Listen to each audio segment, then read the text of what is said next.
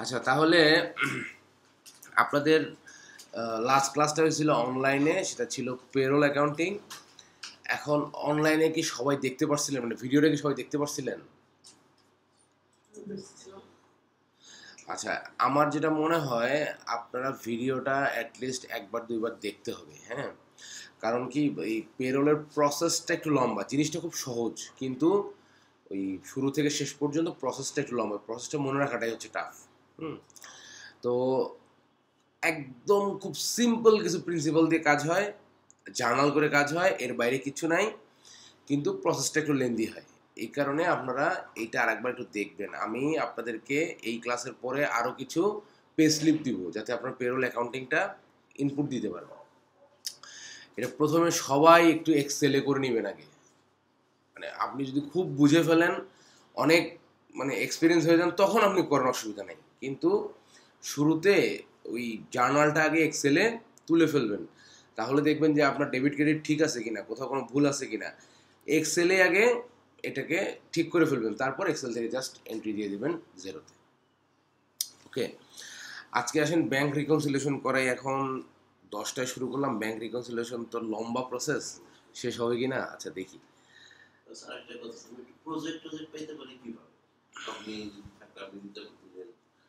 Project তো পাইতে পারেন। আচ্ছা, আপনাদের ওইটার কি হলো?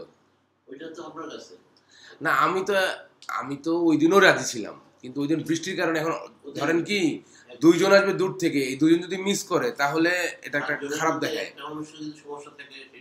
হ্যাঁ, এটা খারাপ দেখায়, এই কারণে আমি এগ্রি করি।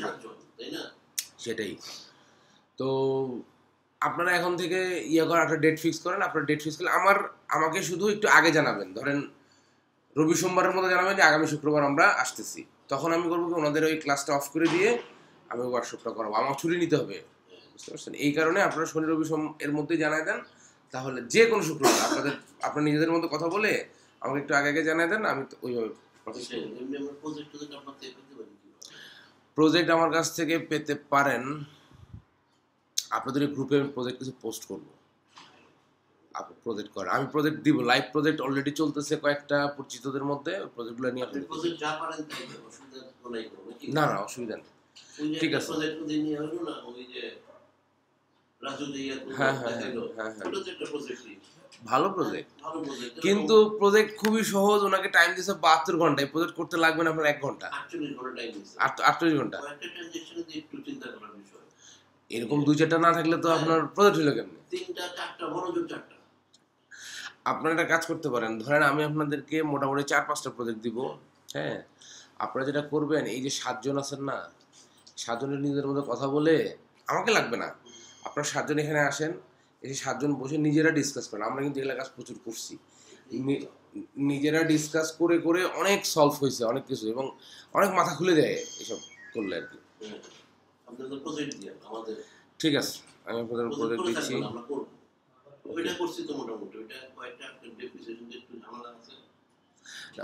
আপনারা তো পারবেনই, ধরেন আপনারা 70-80% পর্যন্ত আপনাদের ক্লিয়ার থাকবে, এই 20% যে ঝামেলা থাকবে, মূলত এটা নিয়ে কাহিনী। শুরু থেকে যখন আমরা ক্লাস শুরু করব, তখন দেখবেন যে আচ্ছা এটা তো আমাদের সলভ, এটা এইভাবে সলভ, আগাবে আগাবে, যে জায়গায় আটকাবে ওইটা নিয়ে ডিটেল আলোচনা হবে, তখন দেখবেন যে আর কিছু আটকাবে না। যে টাকাটা খরচ করা হয়, খরচ দেখানো হয়, বুক ভ্যালু কমায় দেওয়া, হ্যাঁ, ওই টাকাটা ওটা তো একটা নন ক্যাশ ট্রানজাকশন, হ্যাঁ, ওইটা তো কোথাও জমা দেওয়ার কোনো ব্যাপার নেই।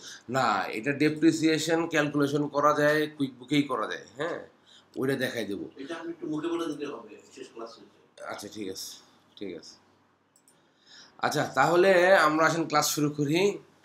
আমরা আজকে করব যেটা, সেটা হচ্ছে যে ব্যাংক রিকনসিলিয়েশন। ব্যাংক রিকনসিলিয়েশনটা কি জিনিস, একটু সহজ ভাষায় যদি বলি, তাহলে আমরা ব্যাংকের সাথে লেনদেন করি, সাপোজ ধরেন আমাদের এখানে একটা ব্যাংক আছে, আপনার ব্যাংকটার নাম বলি মেট্রো ব্যাংক, হ্যাঁ। এই মেট্রো ব্যাংক হচ্ছে ইউকের একটা ব্যাংক, কারণ এই ব্যাংকের সাথে, এই ব্যাংকে আমার অ্যাকাউন্ট আছে। এখন আমি কি করি, আমি এই মেট্রো ব্যাংকে যখন কাউকে টাকা দিয়ে একটা চেক দিয়ে দিই, উনি চেকটা ভাঙায় অথবা ট্রান্সফার করে দিই। মানে ব্যাংকে কি হয়, দুটো কাজ হয়, মানি ইন হয়, আউট হয়, এই তো। ব্যাংকে ঢুকে বের হয় টাকা, তাই তো? আমার সেলস আসলে বা আমার ইনকাম আসলে টাকা ঢুকে, আমি যখন আবার এক্সপেন্স করি তখন টাকা বের হয়ে যায়। এখন এইটা তো হলো ব্যাংকের একটা অ্যাকাউন্ট, কিন্তু আমি কিন্তু বিভিন্ন খাতে ব্যাংকের সাথে লেনদেন করি, তাই না? অনেক চার্ট অফ অ্যাকাউন্ট কিন্তু ব্যবহার হয় ব্যাংকের সাথে। তো এইখানে যদি আমরা একটা সহজ ভাষায় বলি, সেটা হলো ধরেন আমার কাছে দুইটা খাতা আছে, দুইটা রেজিস্টার, দুইটা লেজার। সবাই রেজিস্টার লেজার এটা বুঝেন তো?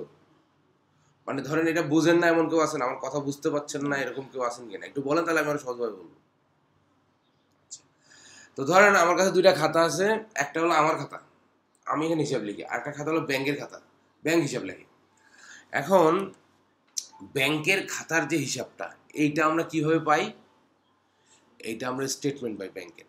আগে তো যা অ্যাপ্লিকেশন লিখে তুলে আনতে হতো, এখন প্রতি মাসে মাসে ইমেইলেই দিয়ে দেয়, তাই না? ম্যাক্সিমাম ব্যাংকে তাই করে। তো ধরেন আমি মাস শেষে একটা ইমেল পাইলাম, যে ইমেলটাতে ব্যাংক তার খাতায় যে লিখছে কখন টাকা আসছে, কখন টাকা গেছে, কোন খাতে টাকা আসছে, কোন খাতে টাকা গেছে, এইটা একটা স্টেটমেন্ট আমার কাছে দেওয়া, মানে ওই এক মাসের ব্যাংকের যে হিসাবের যে কপি সেটা আমাকে দিচ্ছে, তাই তো? তার খাতা থেকে তুলে দিচ্ছে। এখন আমি যেটা করব, আমার কাছে যে খাতাটা আছে, আমার খাতা কোনটা?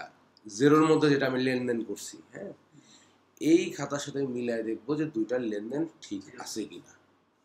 যদি ঠিক না থাকে তাহলে সমন্বয় করব, এটাই রিকনসিলিয়েশন। রিকনসিলিয়েশনের বাংলা হচ্ছে সমন্বয়। হ্যাঁ, তো সমন্বয় করব। সমন্বয় কেমন ক্ষেত্রে হয়? যেমন ধরেন আপনি একটা চেক দিয়েছেন মাসের 31 তারিখে, আপনি চেক দেওয়া মানে কি, আপনি এখান থেকে টাকা চলে যাবে, আপনি এক্সপেন্স দেখাই দিয়েছেন ওই ব্যাংকের এগেনস্টে। এখন চেকটা ভাঙাইছে 2 তারিখে, তাহলে ব্যাংক থেকে যে টাকা ব্যাংক স্টেটমেন্টে আসবে কবে? 2 তারিখের ডেটে আসবে, কিন্তু এটা কিন্তু আপনার এই মাসে আসবে না। তাহলে এই যে ডিফারেন্সটা হলো, এরকম অনেক ধরনের ডিফারেন্স হতে পারে। এই যে ডিফারেন্সটা হলো, এইটা আপনি সমন্বয় করবেন কিভাবে? সমন্বয় করলে পরেই আপনার রিকনসিলিয়েশন মানে সমন্বয় মিলে যাবে। ব্যাংক সমন্বয় বিবরণী আমরা যেটা করি, 0 0 হয়ে যাবে অথবা সমান সমান হয়ে যাবে। এখন কুইক বুকে হয় 0, ব্যালেন্স ব্যালেন্স 0, আর জিরোতে হয় ওই এন্ডিং ব্যালেন্স আর এন্ডিং ব্যালেন্স সমান, সেম ব্যালেন্স মিলবে। ওকে, এখন এইটা আপনারা হয়তো অনেকে ম্যানুয়ালি করছেন। এখন ম্যানুয়ালিটা হলো সব থেকে বেস্ট জিনিস, বাট যখন আপনি সফটওয়্যার ব্যবহার করবেন, সফটওয়্যারে আপনি ডাটা ইনপুট দিলে অটোমেটিক রিকনসিলিয়েশন রিপোর্ট চলে আসবে। কারণ এই ডাটা এন্ট্রিটা কীভাবে দেবেন, এটাই হলো বিষয়। আর প্র্যাকটিক্যালি আপনি মানে স্টেটমেন্ট বা জিনিসটা হাতে কীভাবে পাবেন, সেটাকে কিভাবে আপনি ঠিক করবেন ডাটা এন্ট্রি দেওয়ার জন্য। কারণ ডাটা তো আপনি জাস্ট একটা জিনিস আপলোড করে দিলেই হবে না, ওর যে সিস্টেম আছে ওই সিস্টেম অনুযায়ী আপলোড করে দিতে হবে, তারপর ওখান থেকে রেজাল্ট আসবে। তো এই জিনিসটা আজকে আমরা দেখব। আমরা প্রথমেই দেখি একটা ব্যাংক স্টেটমেন্ট দেখি। ধরেন এটা আমার ক্লায়েন্ট আমাকে পাঠাইছে, ঠিক আছে? এই ব্যাংকের নাম হচ্ছে মেট্রো ব্যাংক। এই মেট্রো ব্যাংকের এই স্টেটমেন্ট যদি আমরা দেখি, প্রথমে কি দেখব? দেখেন 1 ফেব্রুয়ারি 2020 থেকে 29 ফেব্রুয়ারি 2020, তার মানে 2020 সালের ফেব্রুয়ারি মাসের স্টেটমেন্ট, তাই তো? এখন এখানে আরো কিছু জিনিস আছে, এগুলো আমাদের আপাতত দরকার নাই। আমাদের যেটা দরকার সেটা হলো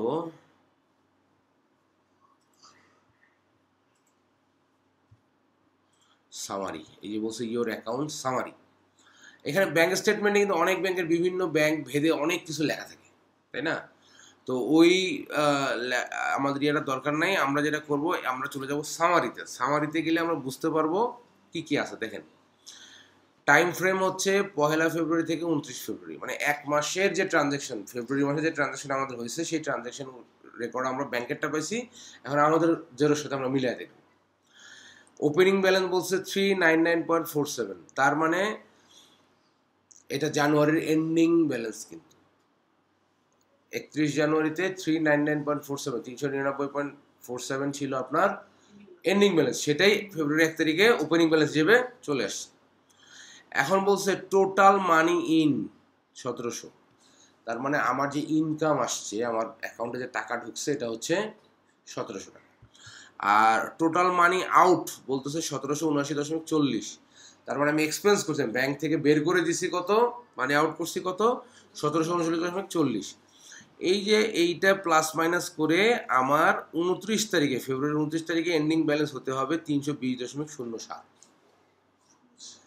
যখন আমরা ব্যাংক সমন্বয় করে এই ব্যাংক স্টেটমেন্টের সাথে আমাদের জেরোর স্টেটমেন্ট মিলে যাবে 320.07, তার মানে আমার ব্যাংক রিকনসিলিয়েশন মিলে গেছে। ওকে, এখন আসেন নিচে কি আছে। হ্যাঁ, না এটা ব্যাংক দিছে, মেট্রো ব্যাংকে।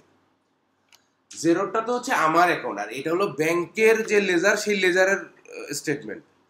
আর জেরোটা হচ্ছে যে আমরা যে হিসাব করছি সেটা।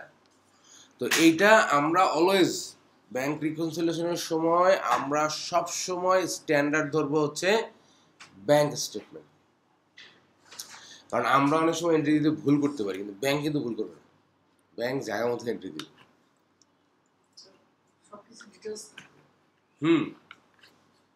আচ্ছা, নিচের এগুলোকে বলতেছে ট্রানজেকশন। ওকে, নিচের এগুলো হচ্ছে ট্রানজেকশন। এই যে আমার 1700 টাকা মানি ইন হয়েছে, সেটা কোন কোন ট্রানজেকশনের মাধ্যমে হয়েছে। আর এই যে 1779.40 টাকা যে মানি আউট হয়েছে, আমার ব্যাংক থেকে চলে গেছে, এইটা কোন কোন ট্রানজেকশনের মাধ্যমে হয়েছে। যেমন প্রথম ট্রানজেকশন বলতেছে 5 ফেব্রুয়ারি কার্ড পারচেস এই 39.72। হ্যাঁ, এইটা কি হয়েছে, মানি আউট। মানে এই যে আমার যে 1779.40, এটার প্রথম ট্রানজেকশন হচ্ছে 39.72। তারপরে আবার 5 তারিখে আর একটা লেনদেন আছে 49.99। তারপর 6 তারিখে এসে দেখেন একটা রিসিভ হয়েছে, তাই না? এই 1700 টাকার একটা রিসিভ হয়েছে। ঠিক এভাবে আপনার এই যে এখানে সামারি আছে, সামারির ডিটেলটা এখানে দেওয়া আছে। এইটা আমরা বুঝলাম হচ্ছে ব্যাংক স্টেটমেন্ট দেখে। ওকে, ব্যাংকের খাতার হিসাবটা বুঝলাম, ব্যাংকের খাতায় কি আছে। এখন আমার খাতার হিসাবে আসি। এখন যখন আপনাকে ক্লায়েন্ট একটা ব্যাংক স্টেটমেন্ট পাঠাবে, পাঠানোর পর আপনি কয়েক রকম সিনারিও পাবেন। প্র্যাকটিক্যালি বলতেছি, একটা সিনারিও হচ্ছে আপনি জেরো ওপেন করলেন, ওপেন করে যে অ্যাকাউন্টিং থেকে যাবেন কোথায়, ব্যাংক অ্যাকাউন্টে। এই ব্যাংক অ্যাকাউন্টে এসে দেখলেন এখানে আমরা আগের ট্রানজাকশনের কারণে একটা ব্যাংক অ্যাড করছি, বাট এখানে এসে দেখলেন আপনি কোনো ব্যাংক অ্যাড করা নাই। মানে উনি আসলে জেরোতে ব্যাংক থেকে কোনো লেনদেনই করে নাই, উনি যা করছে সব ওই যে অনলাইনে ট্রানজাকশন করছে। ওই স্টেটমেন্ট আসছে, উনি বলতেছে যে এই স্টেটমেন্ট অনুযায়ী আমার এখানে এন্ট্রি দিয়ে দাও। যদি আমার ব্যাংক অ্যাকাউন্টই না থাকে, তাহলে স্টেটমেন্টে যা আছে সেই হিসেবে যদি আমি এন্ট্রি দিয়ে দিই, এন্ট্রি দিয়ে দিলেই তো আমার রিকনসাইল হয়ে যাচ্ছে, তাই না? এটা হলো একটা সিনারিও।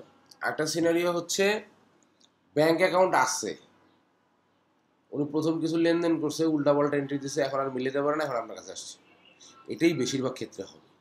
হ্যাঁ, তো আসছে, এখন আপনি ব্যাংক অ্যাকাউন্ট ওপেন করে দেখলেন যে আপনার ওপেনিং ব্যালেন্স, এন্ডিং ব্যালেন্স আপনার কোনো কিছুই মিলে না, মানে ওপেনিং ব্যালেন্সও মিলে না, কোনো ট্রানজাকশনও মিলে না। তখন কী করবেন? এটা হলো একটা সিনারিও। আর একটা হচ্ছে যে আপনার ব্যাংকও আছে, ওপেনিং ব্যালেন্সও ঠিক আছে, এখন শুধু আপনার ট্রানজাকশনগুলো রিকনসাইল করা দরকার। ওকে, তো প্রথম সিনারিওতে যদি আমরা আসি, এসে দেখলাম যে হ্যাঁ,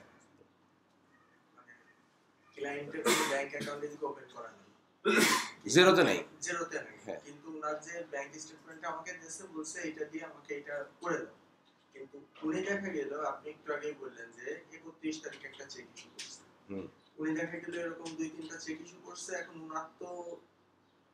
উনি তো ভাবেন আছে যে আমার এই টাকা তো বেরোয় গেছে, এখন উনার যে হ্যাঁ, এটাতে আসতেছি, তার ঠিকের সাথে তো আমার স্টেটমেন্টের অ্যাকাউন্ট মিলবে না। এটা আসতেছি, এটা কি হচ্ছে, ধরেন যদি উনি এখানে ব্যাংক অ্যাকাউন্ট ওপেনই না করে, তাহলে উনি ট্রানজাকশনই করতে পারবেন না, আপনি যেটার কথা বলতেছেন। এইটা হলো সেকেন্ড সিনারিওতে। সিনারিও সেকেন্ড কি, ব্যাংক অ্যাকাউন্ট উনি অ্যাড করছেন, করে উনি এই ধরনের কিছু কাজ করছেন এবং সেটাকে উনি মিলাতে পারছেন না। উনি জানেন যে আমার এখান থেকে এটা আউট হয়ে গেছে, কিন্তু ব্যাংক স্টেটমেন্টটা আসেনি। তখন কি করবো, এটা আমি দেখাই দিচ্ছি, অসুবিধা। প্রশ্ন তো এটাই। আচ্ছা, এখন আমরা যে জায়গায় ছিলাম সেটা হলো আমরা 3 ধরনের সিনারিও পেতে পারি। প্রথম সিনারিও হচ্ছে আপনি মেট্রো ব্যাংকের ব্যাংক স্টেটমেন্ট পাইছেন, কিন্তু ক্লায়েন্টের জেরোতে ঢুকে দেখলেন যে ওনার এখানে কোনো ব্যাংক অ্যাডই করা নেই, করেই নেই, এরকম হতে পারে। তো সেক্ষেত্রে সহজ উপায় হচ্ছে আমি ব্যাংকটা আগে অ্যাড করে নিব। প্রথমে আমি দেখব কি এটা কোন ব্যাংক, এটা হচ্ছে মেট্রো ব্যাংক। ইনফরমেশনটা একটু নিয়ে নিই। মেট্রো ব্যাংক অ্যাকাউন্ট নাম্বার কই,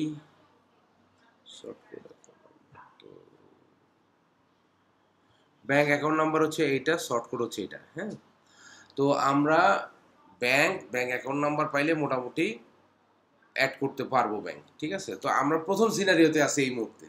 প্রথম সিনারিও হচ্ছে ব্যাংক, আপনি স্টেটমেন্ট পাওয়ার পর দেখলেন যে আপনার জিরোতে ব্যাংক অ্যাড করেন নাই উনি, তাহলে আমাদের প্রথম কাজ কি, ব্যাংকটা অ্যাড করতে হবে। তাহলে আমরা কি করব, অ্যাকাউন্টিং থেকে যাব অ্যাডভান্সে। অ্যাডভান্সে গিয়ে আমরা যাব চার্ট অফ অ্যাকাউন্টে। চার্ট অফ অ্যাকাউন্টে গিয়ে দেখেন add bank account. Chart of account add করবো কই, আমার জিরোতে অ্যাড করবো না।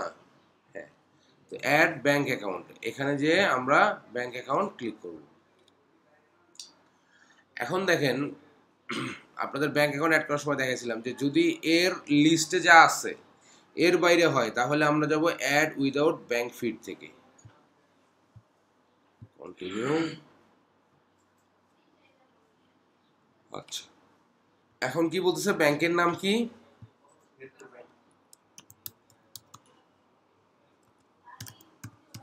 Metro bank.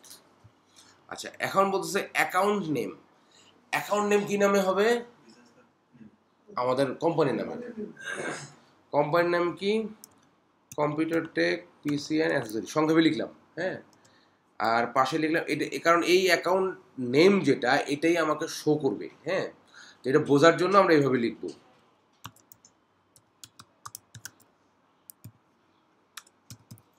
Metro bank,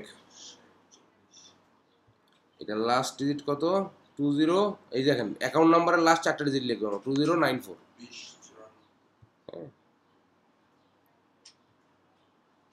2094।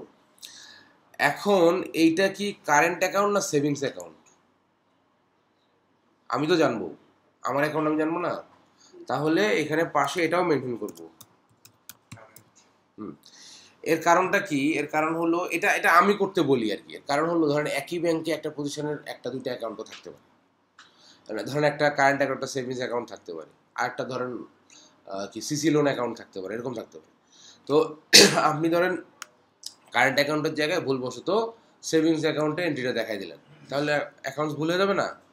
তো এইটা আমি এইভাবে লিখতে বলি এই কারণে যাতে সবই লেখা থাকে, কোনো কিছু মানে একটা কিছু চোখে পড়লে যাতে আপনার বুঝতে পারেন যেটা রং অ্যাকাউন্ট, গ্যাপ না থাকে। রাইট, এই জন্য আপনারা এইভাবে একটু করার চেষ্টা করবেন, দেখবেন আপনাদের ট্রানজাকশন দিতে ভুল অ্যাকাউন্টে চলে যাবে না। ওকে, আচ্ছা, এরপর ধরেন অ্যাকাউন্ট টাইপ দিব আদার্স। এখানে অ্যাকাউন্ট টাইপ দুইটা, একটা হলো ক্রেডিট কার্ড, একটা হলো আদার্স। ক্রেডিট কার্ড দিলে কি হবে, ক্রেডিট কার্ড দিলে এটা আপনার লাইবিলিটি অ্যাকাউন্ট হিসেবে কাউন্ট হবে, বাট এটা তো আমাদের নর্মাল ব্যাংক অ্যাকাউন্ট, এটা অ্যাসেট অ্যাকাউন্ট হিসেবে আসতে হবে। এই জন্য আদার্স। এরপর অ্যাকাউন্ট নাম্বারটা আমরা কপি করে দিই।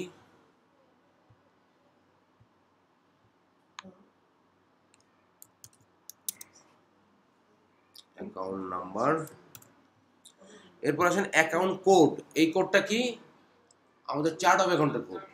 হ্যাঁ, এইটা আমি দিলাম 100। কারেন্সি আপাতত বাংলাদেশি টাকা দিয়ে করতেছি, অথবা আপনি চাইলে আমরা ইউকে দিয়েও করতে পারি, না বাংলাদেশি টাকাই থাকবে।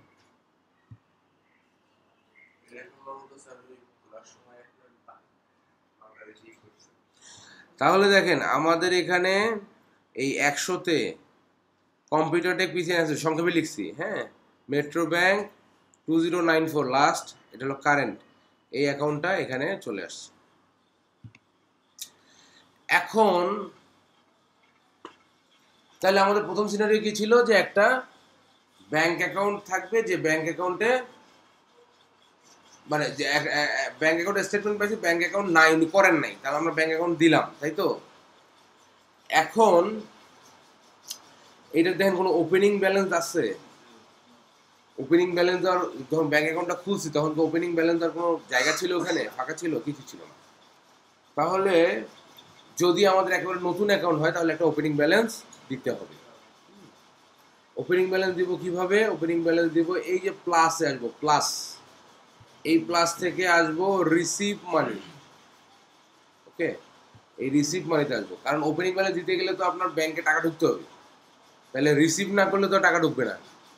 এখন দেখেন আমার এখানে দুইটা ব্যাংক আছে, দুইটা ব্যাংক শো করতেছে, তাহলে আমি এই যে সিটিপিএ মানে কম্পিউটার টেক পিসি অ্যাক্সেসরিজ মেট্রো ব্যাংক এই কারেন্ট অ্যাকাউন্ট, এইটাতে আমি ওপেনিং ব্যালেন্স দিব। তাহলে এখানে আমি নেক্সট করলাম। এখন আসেন এই ফ্রম টাকাটা কোত্থেকে আসছে, আমরা কন্ট্যাক্টে ওপেনিং ব্যালেন্স নামে একটা কন্ট্যাক্ট অ্যাড করব, কারণ যদি কারোর নামে দেন তখন তার নামে কিন্তু আবার এটা একটা ব্যালেন্স ক্রিয়েট হবে, তাই না? আমরা এটা ওপেনিং ব্যালেন্স বলে ওপেনিং ব্যালেন্স, হ্যাঁ। আচ্ছা, এইখানে যেটা হয়েছে, এইখানে ওপেনিং ব্যালেন্স আমি আগে একটা ক্রিয়েট করছি, যার কারণে ওপেনিং ব্যালেন্স এখানে আছে। বাট আপনাদের যদি এরকম না থাকে তাহলে যে নিউ কন্ট্যাক্টে ক্রিয়েট করলেই ওপেনিং ব্যালেন্স নামে এটা ক্রিয়েট হয়ে যাবে, অন্য কোথাও যেতে হবে না। ওকে, ওপেনিং ব্যালেন্স আমাদের ডেট কবে ছিল? ডেট ছিল হচ্ছে 2020 সাল, 2020 সালের ফেব্রুয়ারির এখান থেকে দিব হলো 1 তারিখ, তাই ছিল না? 2020 সালের ফেব্রুয়ারি 1 তারিখে ওপেনিং ব্যালেন্স, ফ্যানের সুইচটা বাইরে থেকেও দিয়ে দিচ্ছে একটু, এই যে দেখা একদম নিচের সিরিয়ালে দুইটা মার্ক করা আছে, ওই দুটো একটা দেওয়া আছে, ওইটা অফ করে দিলেই হয়ে যাবে।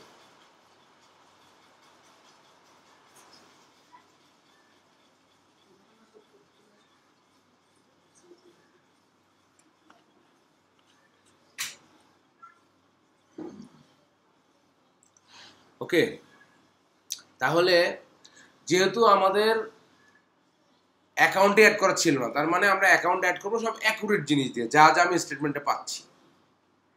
এখন এই ওপেনিং ব্যালেন্স কিন্তু আবার ধরেন আপনি ফেব্রুয়ারি করছেন, এরপরে আপনার আসছে 2019-এর ডিসেম্বর, আগেরটা আসছে, তখন কিন্তু আবার ওপেনিং ব্যালেন্স 19-এর ডিসেম্বর দিয়ে দিতে হবে। এইটা দিচ্ছেন কবে? ফেব্রুয়ারির 1 তারিখ, 20-এর ফেব্রুয়ারি 1 তারিখ। এইটা কিন্তু ফেব্রুয়ারি 1 তারিখের জন্যই প্রযোজ্য। আপনি ওপেনিং ব্যালেন্স প্রতি মাসে আলাদা আলাদা করে এখানে দিতে পারবেন, কোনো অসুবিধা নেই। বুঝতে পারছেন? তো ওপেনিং ব্যালেন্স একটা দিচ্ছি বলে আবার দেওয়া যাবে না এরকম কিন্তু কোনো ব্যাপার নেই। কিন্তু স্যার এখানে যদি আমি প্রিভিয়াসে যাই তাহলে তো দিতে পারবো, যদি পরে আসি তাহলে তো আমার তাও দিতে পারবেন। ক্লোজিং ব্যালেন্সের সাথে তো দিতে হবে না, এখন যদি আপনি গ্যাপ দিয়ে দিয়ে করেন তাহলে ক্লোজিং ব্যালেন্সের সাথে মিলবে না। ধরেন আপনি ফেব্রুয়ারি করতেছেন, এরপর করলেন আপনি একবার জুন, তখন তো আপনার মিলবে না। কিন্তু আপনি জুনের স্টেটমেন্ট দেখে জুনেরটা আপনি রিকনসাইল করতে পারবেন। কিন্তু যদি আপনি প্রতি মাস করে যান, ফেব্রুয়ারির পর মার্চ, তখন তো ক্লোজিং ব্যালেন্স অটোমেটিক পরের মাসের ওপেনিং ব্যালেন্সে চলে আসবে। আপনি যে এখানে ফেব্রুয়ারি 1 দিলেন, আমার মার্চে যে আমার কেন দিতে হবে? ওইটা অটোমেটিক্যালি হয়ে আসবে না, যদি আপনি প্রতি মাসেরটা কন্টিনিউ করে যান তাহলে আর দিতে হবে না। কিন্তু যদি আপনি প্রতি মাস কন্টিনিউ না করেন, ধরেন আপনার কাছে একটা ক্লায়েন্ট আসছে, আপনার কাছে একটা ক্লায়েন্ট আসছে, ও 1 বছর লেনদেন করছে ওর মতো করে, তারপরে যায় আর পারে না, তো 1 বছরের লেনদেন আছে না? তো ধরেন এখন ওই 1 বছরের মধ্যে ও আপনাকে বললো যে ভাই আমার আপাতত একটা কাগজ জমা দিতে হবে, তুমি আপাতত আমার জুন মাসেরটা করে দাও। আমরা কি করবো? জুন মাসের স্টেটমেন্ট দাও, স্টেটমেন্ট দিলে জুনের ওপেনিং ব্যালেন্স আর ক্লোজিং ব্যালেন্সটা আমরা মিলাবো। এখন আগে পরের মাসে যদি করেন তাহলে আবার ওই স্টেটমেন্ট দেখে গেলে অটোমেটিক মিলবেই তো, কারণ ব্যাংক স্টেটমেন্ট তো কন্টিনিউ হয়ে আসছে, বুঝছেন না? ব্যাংক স্টেটমেন্ট তো জানুয়ারি ফেব্রুয়ারি কন্টিনিউ হয়ে আসছে, আপনি মাস দেখে দেখে করতে পারবেন, কোনো সমস্যা নেই। আর যদি আপনি মানে গ্যাপ না থাকে তাহলে আর দিতে হবে না, তো অটোমেটিক পরের মাসেটা চলে আসতে থাকবে, বুঝছেন? আচ্ছা, তাহলে আমাদের এখন এই স্টেটমেন্ট অনুযায়ী আমাদের এটা করবো হচ্ছে 2020 সালের ফেব্রুয়ারি। তাহলে ফেব্রুয়ারি 1 তারিখে আমার ওপেনিং ব্যালেন্স ছিল 399 কত জানো?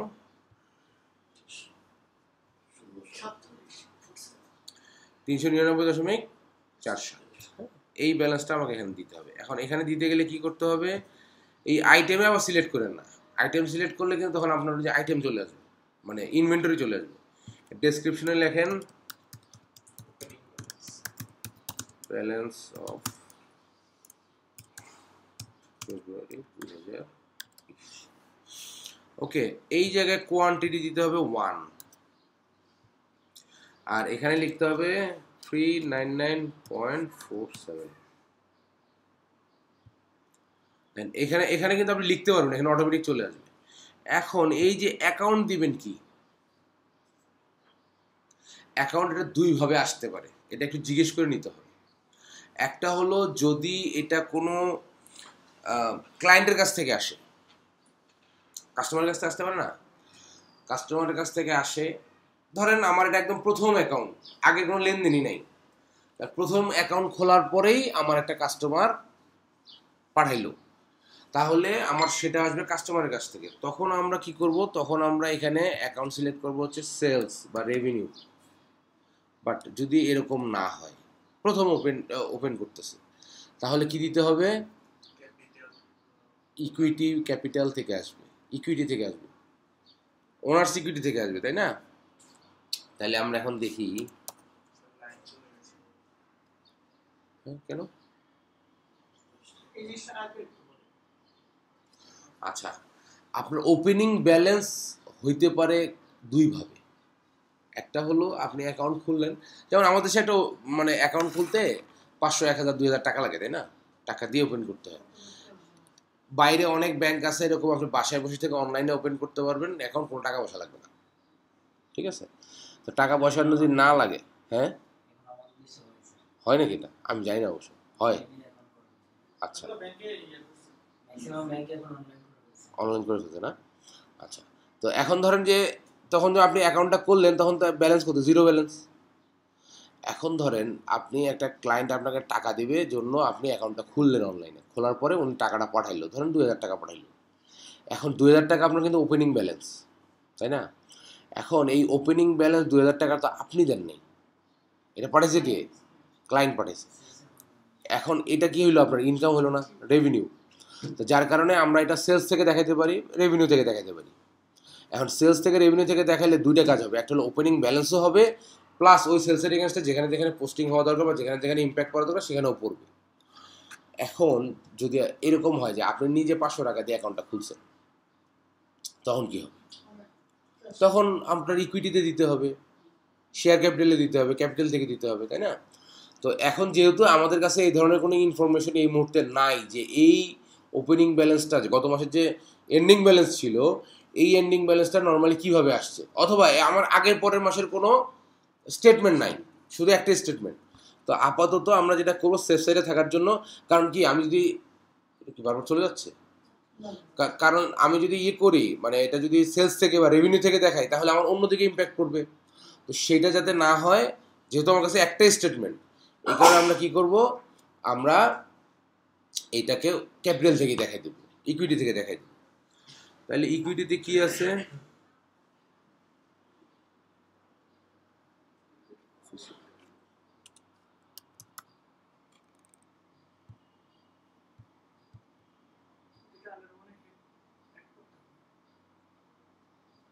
আচ্ছা এইটা আপাতত দিয়ে দিই, হ্যাঁ, ওনারের শেয়ার ক্যাপিটাল থেকে দিছে।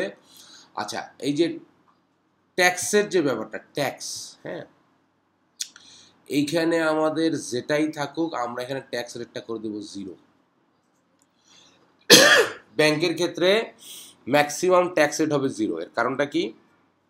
কারণ হচ্ছে ধরেন আপনি একটা রেস্টুরেন্টে খাইতে গেছেন, কার্ডে পেমেন্ট করবেন, কার্ডে মানে ব্যাংক থেকে দেওয়া, তাই না? কার্ডে পেমেন্ট করবেন। এখন আপনার ফুড বিল আসছে 2000, সাথে ভ্যাট যোগ হয়েছে, ভ্যাট আসছে মনে করেন 200, তাহলে আপনি টোটাল দেবেন কত, 2200। এখন কার্ডে যখন আমরা পেমেন্ট করি তখন কি করি, ও কি 2000 নিয়ে তারপর ভ্যাট চালান করে আবার 200 এইভাবে কি করে, ও একবারে 2200 টাকা কেটে রাখে। তো 2200 টাকা কেটে রাখলে কি হয়, আমার অ্যাকাউন্ট থেকে ডিরেক্ট 2200 টাকা চলে যায়। এখন ব্যাংক থেকে যে 2200 টাকা গেছে এর মধ্যে কিন্তু ভাগ করা নাই যে কতটুকু আমার ফুড, কতটুকু আমার ট্যাক্স, ভ্যাট চলে গেছে।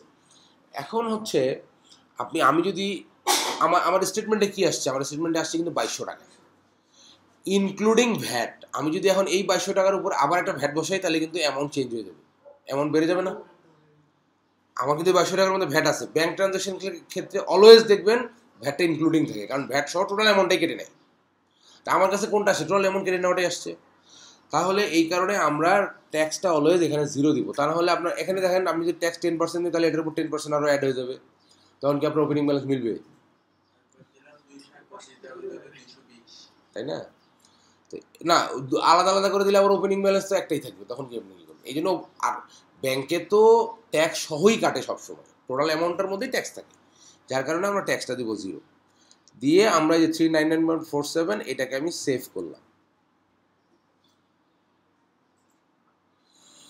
এখন দেখেন আমার যে এই যে এটা ব্যাংকের ভিতরে আছে, আমি এখন চার্ট অফ অ্যাকাউন্টের ভিতরে, তাহলে মেট্রো ব্যাংক এখানে আমার ওপেনিং ব্যালেন্স কিন্তু চলে আসছে 399.47। তাহলে এইটা গেল আমার সিনারিও 1। যদি অ্যাকাউন্ট না থাকে, অ্যাকাউন্ট উনি চার্ট অফ অ্যাকাউন্ট ক্রিয়েটই করেন নাই, তাহলে আমরা এইভাবে ওই স্টেটমেন্ট বানিয়ে ব্যাংক ওপেন করব, ওপেন করে ওই অনুযায়ী আমরা ওপেনিং ব্যালেন্স দিয়ে দেব। এখন ধরেন ওনার ব্যাংকও আছে কিন্তু আপনার ওপেনিং ব্যালেন্স মিলে না। সাপোজ ধরেন আমি আরেকটা ব্যাংক অ্যাকাউন্ট অ্যাড করি,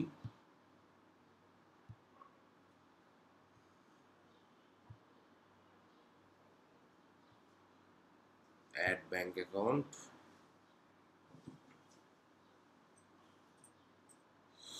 ধরেন আমি এটার নামও দেবো মেট্রো ব্যাংক।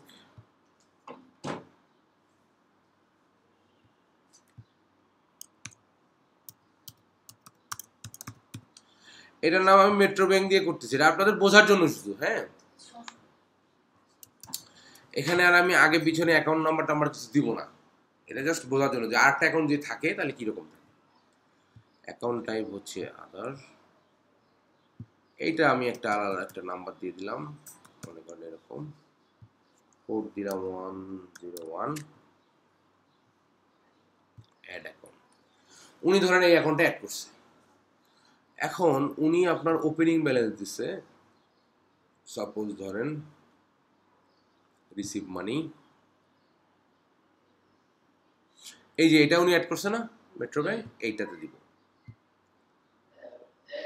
ধরেন উনি 2020 সাল থেকে এটা চালাচ্ছে, কথার কথা 2020 সাল না, ধরেন 2025 সাল থেকে জানুয়ারি থেকে চালাচ্ছে, কিন্তু উনি অ্যাডই করে নেই। হঠাৎ ওনার এই জুন মাস এসে মনে হচ্ছে যে একটা ব্যাংক অ্যাকাউন্ট অ্যাড করি, উনি তো এত কিছু জানে না। তো উনি ধরেন এই জুনের 1 তারিখে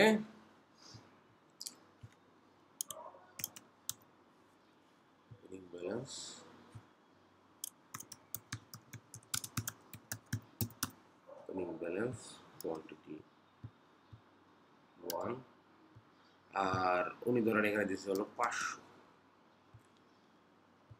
অ্যাকাউন্ট ধরেন উনি সেলস দিয়ে দিছে, ঠিক আছে, হইতেই পারে এরকম।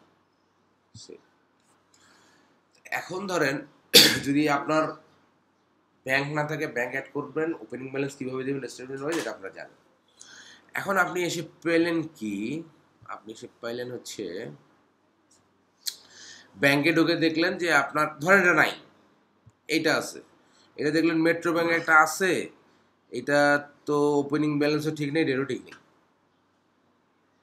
তাইলে এখন এটা ঠিক করতে হবে। এখন আমরা প্রথমে যাব চার্ট অফ অ্যাকাউন্টে। এখান থেকে কেন করলাম না সেটা বলতেছি। চার্ট অফ অ্যাকাউন্টে গিয়ে মেট্রো ব্যাংক, এইটা এটার উপরে ক্লিক করেন। ক্লিক করলে এডিট অ্যাকাউন্ট, ও না এটা সরি, এবার ট্রানজ্যাকশনে যাব।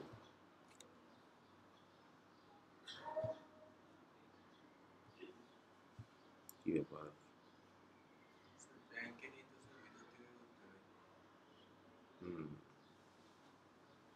ও আচ্ছা, এই যে ট্রানজ্যাকশনটা আছে না, এই ট্রানজ্যাকশনের উপর ক্লিক করব। ক্লিক করে এই যে অপশন থেকে যাব হচ্ছে এডিট ট্রানজ্যাকশনে।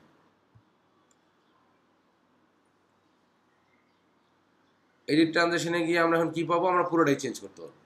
ধরেন ওনার ব্যাংক খোলা হচ্ছে 2020 সালে, 2025 সালে এসে অ্যাড করছে, কথার কথা।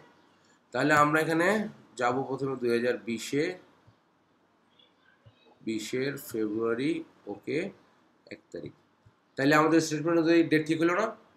আচ্ছা, এখন আসেন এই যে ওপেনিং ব্যালেন্স, এখানে আমরা দেবো হচ্ছে ফেব্রুয়ারি 1 তারিখে 399.47।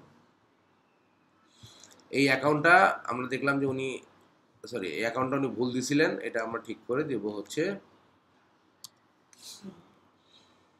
ইকুইটি দিলাম। হ্যাঁ, দিয়ে এটাকে আপডেট করে দিলাম। ক্লায়েন্ট এরকম ভুল করবেই, আমাদের যদি আমরা ভুল করি তাহলে আমাদের কাছে ওনার সাথে লাভ নেই। ওকে, তাহলে এখন যদি আমরা ব্যাংক অ্যাকাউন্টে যাই, আগে পরে লেনদেন থাকুক, অসুবিধা নেই, আপনার দরকার কখন? স্টেটমেন্ট অনুযায়ী 1 ফেব্রুয়ারিতে কত আছে, তাহলে 1 ফেব্রুয়ারিতে আমার ব্যালেন্স এখন এটাতেও ঠিক আছে। এখন আসেন আপনার এইটার এগেনস্টে যা লেনদেন আছে যা আছে থাকুক ওই অবস্থা। এখন আমরা দেখব আমাদের প্রথমে কি খাতা তো দুইটা, একটা ব্যাংকের খাতার স্টেটমেন্ট আমাদের কাছে কপি আছে, আর একটা হলো আমাদের কাছে আমাদের নিজেরটা আছে। ওকে, এখন কি করব, এখন ব্যাংকের যে স্টেটমেন্ট সেই স্টেটমেন্টটা আমরা জেরোতে আপলোড করব, আপলোড করে দুটো পাশাপাশি মিলাবো, ঠিক আছে কিনা? ওকে, এবং জেরোর স্টেটমেন্ট উনি কি পাঠাইছে আমাদেরকে, উনি পাঠাইছে একটা পিডিএফ ফাইল, এই যে এটা, বুঝছেন? এখন এই পিডিএফ ফাইলটা কি আমরা আপলোড করতে পারবো? পারবো। এখানে আপনাদের অবশ্যই সিএসভি বা এক্সেল ফাইল লাগবে, তাহলে এটাকে আমার কনভার্ট করতে হবে। কিভাবে করব আমরা একটু জায়গায় যাই আগে।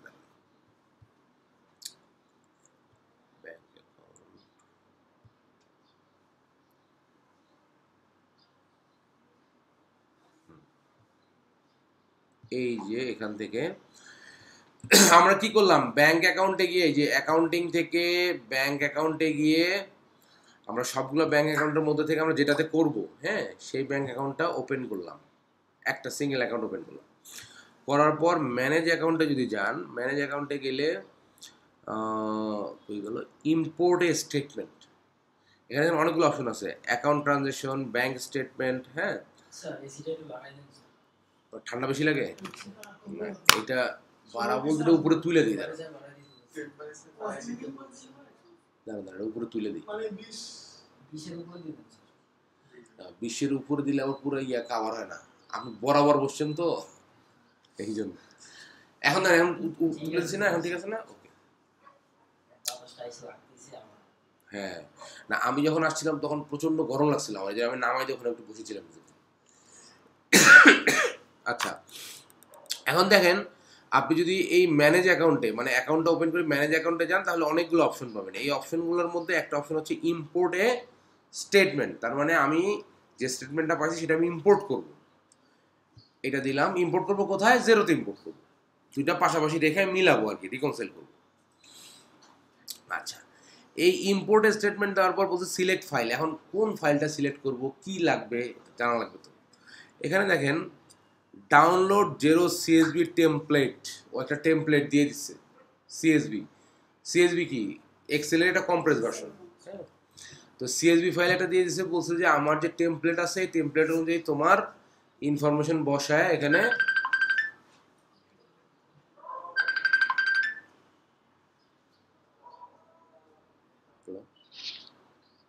হ্যাঁ হ্যালো, ও আচ্ছা আচ্ছা ঠিক আছে।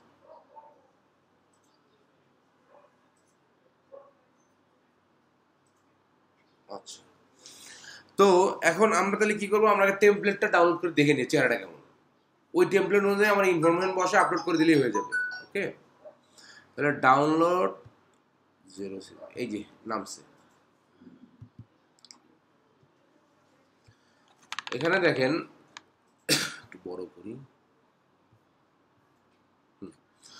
টেমপ্লেটে কি আছে বলছে ডেট, আমার যে ট্রানজ্যাকশনগুলো আছে সেই ট্রানজ্যাকশনের ডেট দিতে হবে, ট্রানজ্যাকশনের অ্যামাউন্ট কত, এখানে পেই কে, পেই বলতে এখানে আমি রিসিভ করলেও যার কাছ থেকে সেই পেই, আবার যাকে দিচ্ছি সেই পেই। পেই বলতে এখানে বোঝাচ্ছে যে ফ্রম কার কাছ থেকে আসে আর কার কাছে যাচ্ছে তার নামটা লাগবে।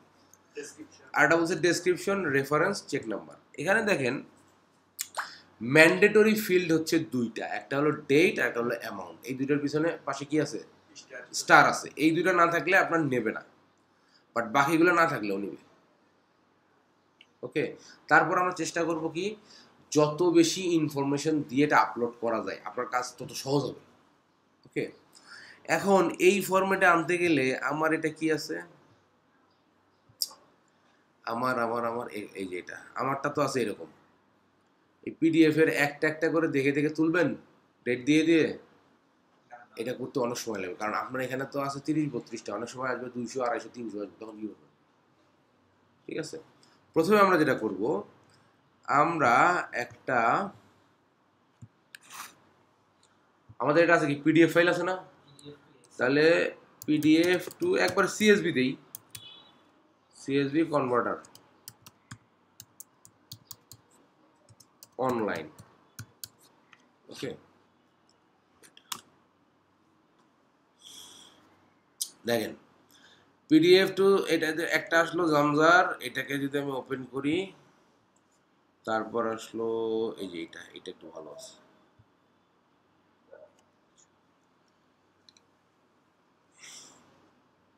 আমি যেটা দিয়ে করতেছি এটা দিয়েই করতে হবে এমন কথা না, আপনার কাছে যেটা ভালো মনে হয়, যেটা রেজাল্ট আপনার কাছে ভালো মনে হয় সেটা দিয়ে করবেন।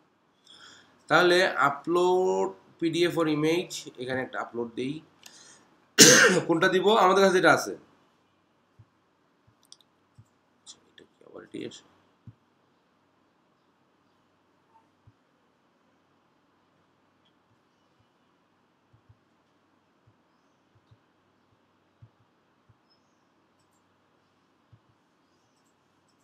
এই PDFটা দিয়ে দিলাম।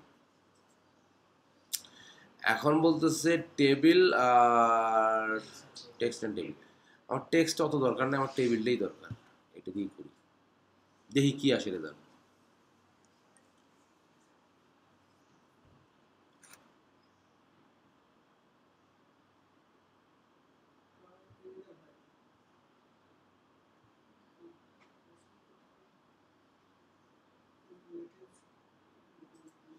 এটা কি নিচ্ছে না?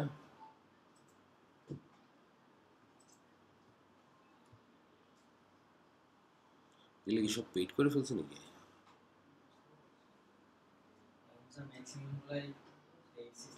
হ্যাঁ, এই কতগুলা আগে সবই ফ্রি ছিল, এখন তো দেখি এইটা এআই গুলা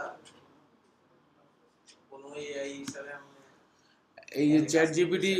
আচ্ছা, ফ্রি ছিল, এখন চ্যাট জিপিটি অ্যাকাউন্ট করা লাগে, তারপরে একটু বেশি আর 3-4টা ইনফরমেশনের পরেও বলে যে এখন ইয়ে করে ফেলো। ওই যাবেন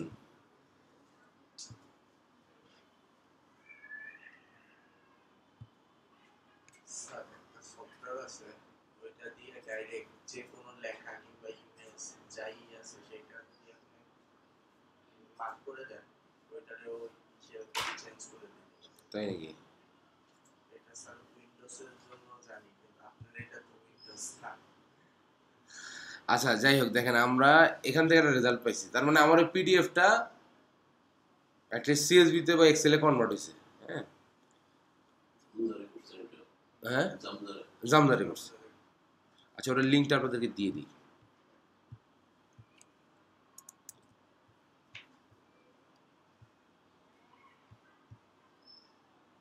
হয়ে গেল।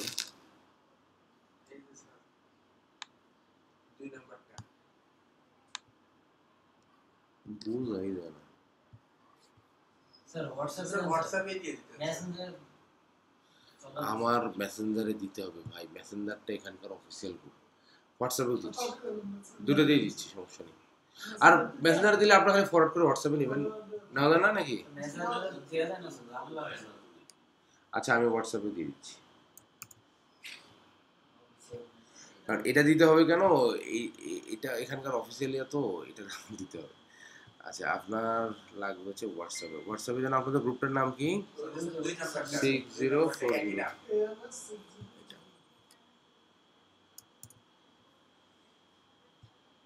ওকে, ঠিক আছে।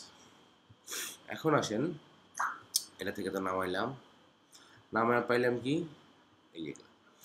এখন এইটা আমি আপলোড করে দিলে কাজ হবে না, আমাকে ওই ফরম্যাটে আনতে হবে। এখানে কি ওই ফরম্যাটে আছে? নাই তো। এখন কি করতে হবে দেখেন, আমার এখানে দরকার কি? আমার এখানে দরকার শুধু ট্রানজ্যাকশন, আগে পরের কোনো কথা কিন্তু আমার দরকার নেই। ঠিক আছে, ট্রানজ্যাকশন কোথা থেকে শুরু? এই যে 5 ফেব্রুয়ারি, এখান থেকে ট্রানজ্যাকশন শুরু।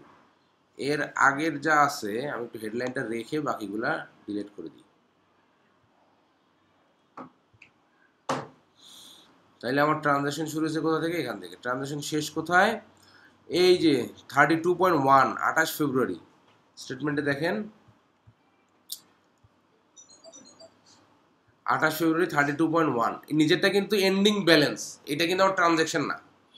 ট্রানজ্যাকশন শেষ হয়েছে 32.1। ওকে, তাহলে আমরা এখানে 32.1 রেখে বাকিগুলা ডিলিট করে দেব।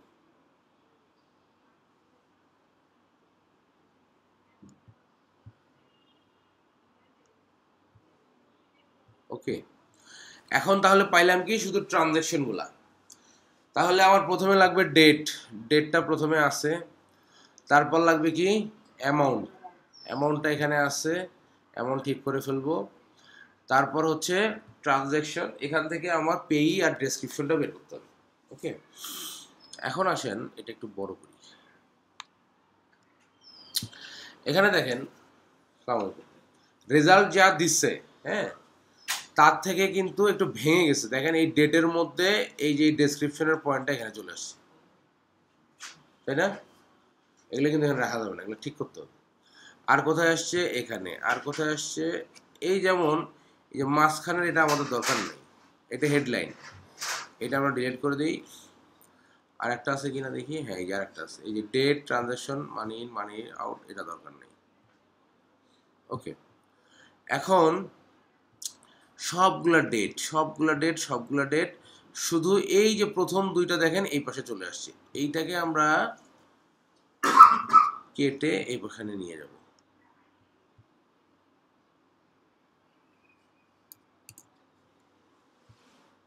এইটাকে আমরা একদম কাট করে এখানে নিয়ে যাব। হ্যাঁ, তাহলে দেখেন এখন এখানে সবগুলা ডেট আর এখানে সবগুলো ডেসক্রিপশন। এখন সমস্যাটা হলো এই ডেসক্রিপশন আছে 3 লাইনে, দেখেন 1 2 3, তাই না? কলামে 3টা লাইন আছে না, কিন্তু এইটা কলামে 3টা লাইনে থাকা যাবে না, এটা আসতে হবে 1 লাইনে। আর আপনি ফরম্যাটটা দেখেন,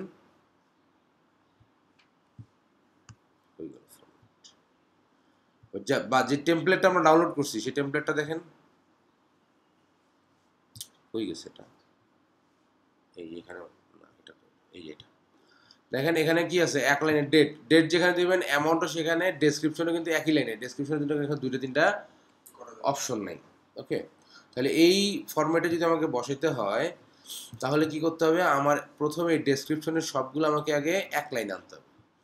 1 লাইনে আনার জন্য ধরেন আমরা যদি একটু এই পাশের যে খালি কলামটা সেটা ব্যবহার করি, না থাকলে এটা ইনসার্ট করে নেবেন। ঠিক আছে, ইনসার্ট করতে পারেন তো, জাস্ট এখানে এই যে ক্লিক করে ইনসার্ট দিলে একটা কলাম ক্রিয়েট হয়ে যাবে। হ্যাঁ, ঠিক আছে। এখন আমরা কি করব? ধরেন এখন আমরা একটু মার্ক করব কেমনে? যেমন এটা সরি, এখানে এটা আছে,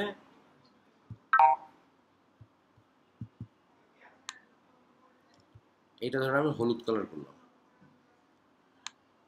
3 ঘরে আছে, মার্ক করতেছি 3 ঘরের গুলো সব হলুদ কালার। এটা কোনটা? এটা একটাই, এটা এগুলো সব একটাই। এইটা কত? এটা 2টা ঘরে আছে। এইটা ধরেন করলাম আমি সবুজ কালার, এইটা 2 ঘরে আছে সবুজ, এটাও 2 ঘরে আছে সবুজ। আপনার 3 ঘর, 4 ঘর, 5 ঘর হইতে পারে। আপনি প্রতিটা জন্য আলাদা আলাদা সূত্র ব্যবহার করবো আমরা, যার কারণে কালার করে নিব যে কোন কালারে কোন সূত্র ব্যবহার করব। এখানে 2টার জন্য সবুজ কালার, এখানে 2টার জন্য সবুজ কালার, এগুলো সব এক ঘর। এখানে যে 2টা সবুজ,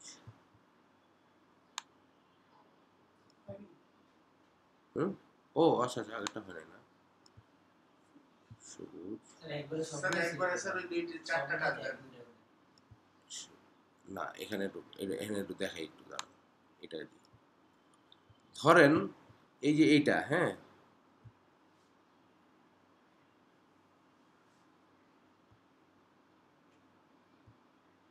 মনে করেন এখানে আমি আরো কিছু ইনফরমেশন দিলাম। হ্যাঁ,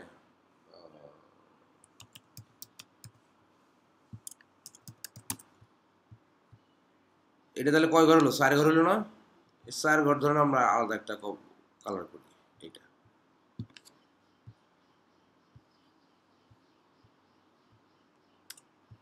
ওকে, তাহলে আমাদের ক্যাটাগরি যে কয়টা ভাগ আছে, কয়টা ভাগ, একটা হলো 3 ঘরের একটা ভাগ আছে, 4 ঘরের আছে, 2 ঘরের আছে, এটা 5 ঘরে থাকলে একটা আলাদা কালার করে নেব। এই কালারটা কেন করব? ধরেন আপনি যখন কাজ করতে করতে অনেক এক্সপার্ট হয়ে যাবেন তখন আপনাকে লাগবে না, বাট শুরুতে আপনি কালার করবেন কেন? কারণ আপনি যদি কিছু ডাটা মিস করে ফেলেন, একটার ফর্মুলা একটাতে দিয়ে ফেলেন, তাহলে কিন্তু ওটা নিয়ে একটু প্রবলেম হতে পারে। মানে এটা অ্যাকাউন্টিংয়ের ক্ষেত্রে কোনো প্রবলেম হবে না, মানে আপনার ডাটা বোঝার ক্ষেত্রে প্রবলেম হতে পারে।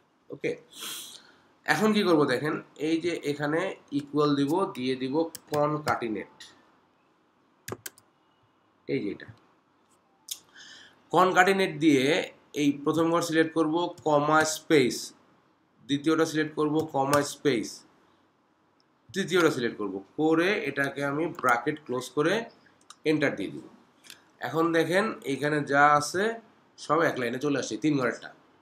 ওকে, তাহলে যদি 3 ঘরেরটা হয় তাহলে জাস্ট এটা কপি করে এইখানে পেস্ট করে দিলেই এইটা আবার এখানে কাজে দিয়ে দিব। এই কারণে কিন্তু কালার করছিলাম। হ্যাঁ, আর 2 ঘরেরটা কি করব, ইকুয়াল কনকাটিনেট। কনকাটিনেট, এই যে প্রথম ঘর কমা স্পেস দ্বিতীয় ঘর দিয়ে এটা ব্র্যাকেট ক্লোজ করে এন্টার দিলাম।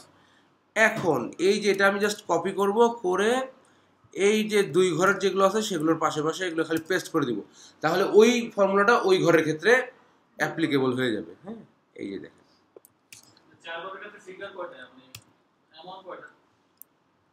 অ্যামাউন্ট,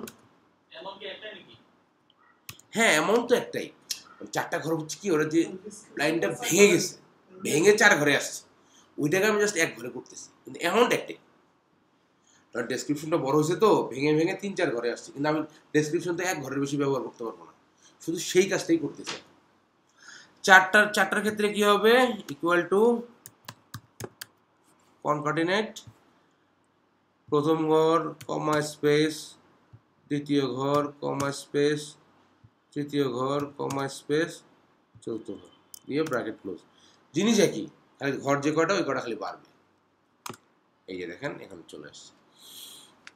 তাইলে আমরা 3 ঘর যেটা ভেঙে গেছে, 2 ঘর ভেঙে গেছে, 4 ঘর ভেঙে গেছে, এক লাইনে নিয়ে আসলাম। এখন যেগুলো এক লাইন আছে সেগুলো কি করব, সেগুলো সিম্পল, জাস্ট ইকুয়াল দিয়ে এটাকে সিলেক্ট করে এন্টার দিলে চলে আসবে। এখন আপনি এটা কপি করে নিতে পারেন, অথবা সরাসরি এখান থেকে এভাবে ড্র্যাগ করে টান দিলেও নিচে চলে আসবে, সেম জিনিস। হ্যাঁ, এখন এই ফর্মুলাটা এখান থেকে আমি কপি করে বসাবো একবার এখানে। এই কালার করার সুবিধা হচ্ছে কি দেখেন, আমি কিন্তু ভুল করার সুযোগ নেই, কালারের পরে বসাতে হবে। এই এটাকে আমি আমার পেস্ট, আচ্ছা এটা কপি করতে হবে, কপি করে এখানে পেস্ট করি, পেস্ট করে টান দিই, তাহলে 1 ঘরগুলো সব ফর্মুলা অনুযায়ী চলে আসতেছে। এইটা আবার কপি করি, পেস্ট করি, ওকে, তারপর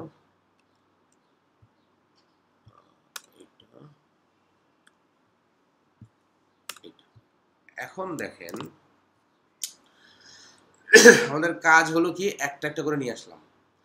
এখন দেখেন এই যে এখানে যদি সিলেক্ট করেন তাহলে এখানে কি দেখে, একটা ফর্মুলা দেখে না, সিলেক্ট করলে ফর্মুলা দেখে, তার মানে একটা ফর্মুলাতে আছে, এটা আমাদের ফর্মুলাতে রাখা যাবে না, যার কারণে আমরা করব কি, এটাকে আমরা কপি করব,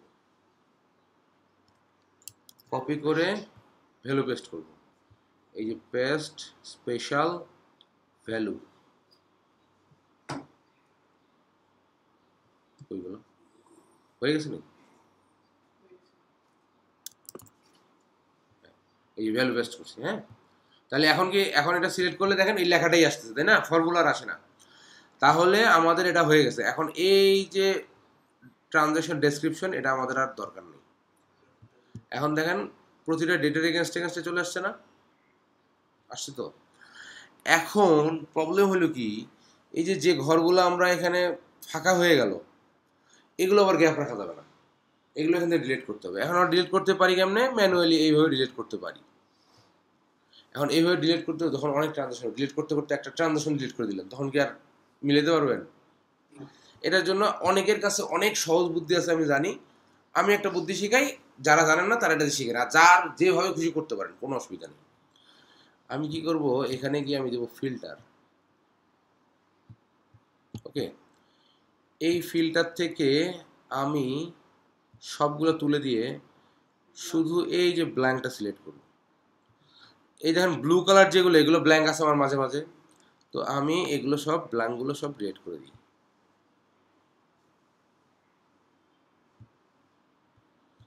এখন আমি যদি এই ফিল্টার ধরে আবার সিলেক্ট অল দিয়ে দিই, এখন দেখেন মাঝখানের ব্ল্যাঙ্কগুলো চলে গেছে। ওকে, এখন আসেন আমরা টাকায় আসি। টাকায় দেখেন এখানে বলতেছে এই যে মিস্টার শাহ, এই 60 টাকাটা কোথায় আছে দেখেন তো। 60 টাকাটা কিন্তু আছে হচ্ছে মানি ইনে, তাই না? মানি ইনে আছে না? এটা খেয়াল করতে হবে, ডেবিট ক্রেডিট কোনটা কোন পাশে আছে খেয়াল করতে হবে। মানি ইনে যদি থাকে তাহলে এটা আমার মানি আউটে চলে আসছে। ও যখন এটাকে কনভার্ট করছে তখন ভুল করে এটা মানি আউটে নিয়ে আসছে। এইটা তাহলে আমি কাট করে এখানে নিয়ে যাই, এটাই তো হওয়ার কথা। আর একটা আছে সেম, আর একটা আছে 900, কই শাহ, এই যে 900, এইটা এই তো। এখন দেখেন আমার ইয়ের সাথে মিলে কিনা। এই যে 800 মানি ইন, এই শাহের কাছে 900 মানি ইন, এই দুটোই মানি ইন আছে আমার, আর কিন্তু মানি ইন নাই, বাকি সব আউট। তাহলে এখানে আমার অ্যালাইন হইলো কিনা? হয়েছে অ্যালাইন। কিন্তু প্রবলেমটা কি? প্রবলেমটা হচ্ছে এই যে আমাদের যে ফরম্যাট, এই ফরম্যাটে অ্যামাউন্টের ঘর কিন্তু একটা, তাই না? ওরা যে ফরম্যাট দিচ্ছে অ্যামাউন্টের ঘর একটা না। তার মানে আমি যে পাশে নিয়ে গেলাম এই দুই অ্যামাউন্টের ঘর কিন্তু আমি আপলোড দিতে পারবো না।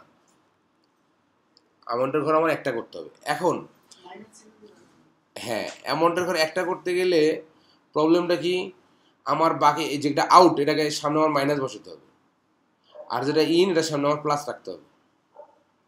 এখন যেহেতু আমার ইনের সংখ্যা কম, আমি এটাকে কি করব, আমি এটাকে -800 দিয়ে বসাবো। আমি উল্টা করে দিলাম, কিন্তু এই ইনটাই আমার প্লাস হওয়ার কথা ছিল না, আমি এখানে উল্টা করলাম, -900 উল্টা করে আমি এটা ডিলিট করে দিই। ওকে, এখন তাইলে আমার এটার ঘরটাকে আমি বলি অ্যামাউন্ট। আমার মানি ইন মানি আউট আর দরকার নেই, ওখানে যে ফরম্যাট আছে অ্যামাউন্ট।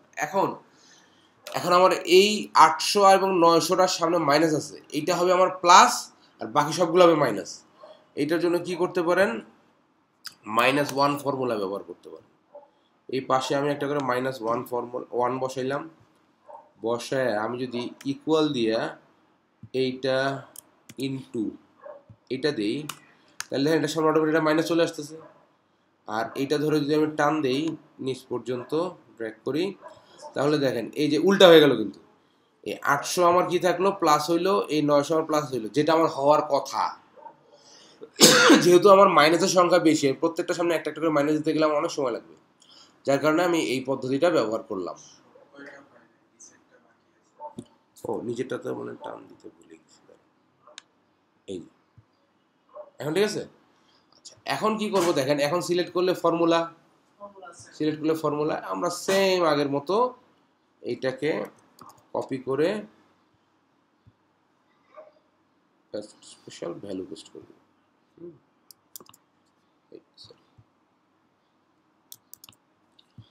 এখন তাইলে আমার এই অ্যামাউন্টটা আমি এটার উপরে বসাই, এই দুইটা যদি আমি ডিলিট করে দিই তাহলে আর কোনো সমস্যা নেই।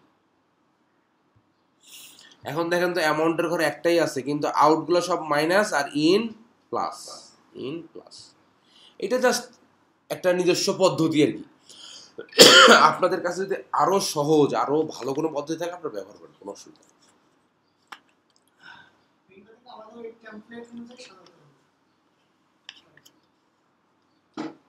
এখন আসেন ডেট বলতেছে কি, দেন সব ফেব্রুয়ারি 2020 আছে। হ্যাঁ, এখন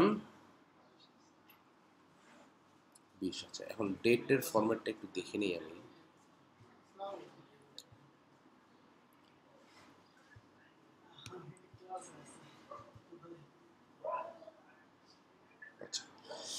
এইখানে ডেটটা দেখেন সংখ্যা দিয়ে আছে, আর ওখানে কি দিয়ে আছে,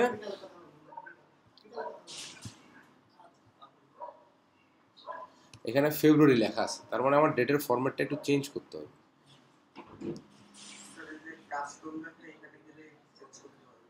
কোথায়? এই যে কাস্টম লেখা আছে না, কাস্টম কই লেখা আছে? স্যার ওই যে কমা চিহ্নের উপরে, কমা স্যার উপরে উপরে কোন পারে ডান পাশে ডান পাশে বাম পাশে ও কাস্টম, হ্যাঁ এখান থেকে আপনি ওই যে ডেট সিলেক্ট করেন, যে শর্ট ডেট কিংবা লং ডেট একটা ই করতে পারেন, আবার নিচে শর্ট ডেটে সিলেক্ট করি, এই যে আসছে, এটাই তো, এটা আসছে না? হ্যাঁ আসছে তো, এটা টান দেবো? জি ওটা টান দিতে পারেন, আবার ওইটা ই করতে পারেন। না হয় নাই। স্যার এটা করেন স্যার, ফরম্যাটটা প্রিন্ট করেন, হ্যাঁ ওইটা ই করে আপনি ফরম্যাট প্রিন্ট করে ছেড়ে দেন।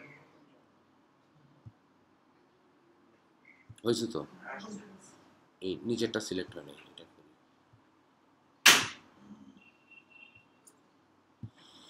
তাহলে ডেট আমাদের ওর ফরম্যাটে চলে আসছে। এইটা কি করলাম, এইটা হচ্ছে আমরা পিডিএফটাকে আপলোড করার মতো একটা অবস্থায় নিয়ে আসলাম। এখন কি করব, আমরা এখান থেকে কপি করি, এই যে ডেট কপি করলাম, কপি করে ওর যে টেমপ্লেট দিছে সেই টেমপ্লেটে বসাইলাম ডেট। এরপর কি আছে, অ্যামাউন্ট কই, এই যে অ্যামাউন্ট, তাই না? অ্যামাউন্ট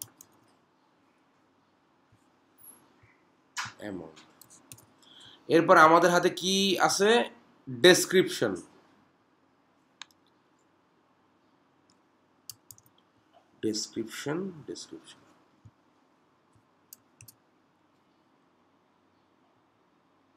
আচ্ছা এখন দেখেন, এই রেফারেন্স আমাদের কাছে নাই, উনি আমাদেরকে দেন নাই, বা চেক নাম্বার, এই যে এটা কোনোটা যে চেক দিয়ে থাকেন সেই চেক নাম্বারটাও দেন নাই। তো যেটা দেন নাই যদি দিতে না পারেন তাহলে আমরা ওটা ওখানে বসাবো না, বাট আমরা এটা বলবো যে চেক নাম্বারগুলো আছে কিনা বা কোনো চেক নাম্বার আছে কিনা, যদি থাকে দিলে ওই ডেটে আমরা বসাই দিলাম, আর যদি না থাকে তাহলে আর কিছু করার নেই। দুইটা ম্যান্ডেটরি, এই যে ডেট আর অ্যামাউন্ট। কিন্তু আমরা ডেসক্রিপশনটা নিয়ে এত গুরুত্ব দিচ্ছি কেন? ডেসক্রিপশনটা থাকলে হবে কি, আপনি ক্যাটাগরি করার সময় আপনার সুবিধা হবে, কোথা থেকে কিভাবে আসছে বুঝতে পারবেন, তখন এটা কোন খাতে দিবেন, কোন চার্ট অফ অ্যাকাউন্টে দিবেন, এটা সুবিধা হবে। ওকে, এখন আসেন এই পেইটা আমরা একটু খোঁজার চেষ্টা করব। এটা খোঁজার চেষ্টা করব কেন, এটা পরে আপনার সুবিধা হবে বেশি। এখানে দেখেন কার্ড পারচেজ, এখানে দেখেন এই যে সংক্ষেপে যদি আমরা দেখি, এইটা বলছে ফেসবুক, দেখেন সংক্ষেপে বলা আছে ফেসবুক, ঠিক আছে, এটা আমরা দিব ফেসবুক, তারপর একটা লিঙ্কডইন, তারপর একটা হচ্ছে শাহ। ও আচ্ছা আচ্ছা,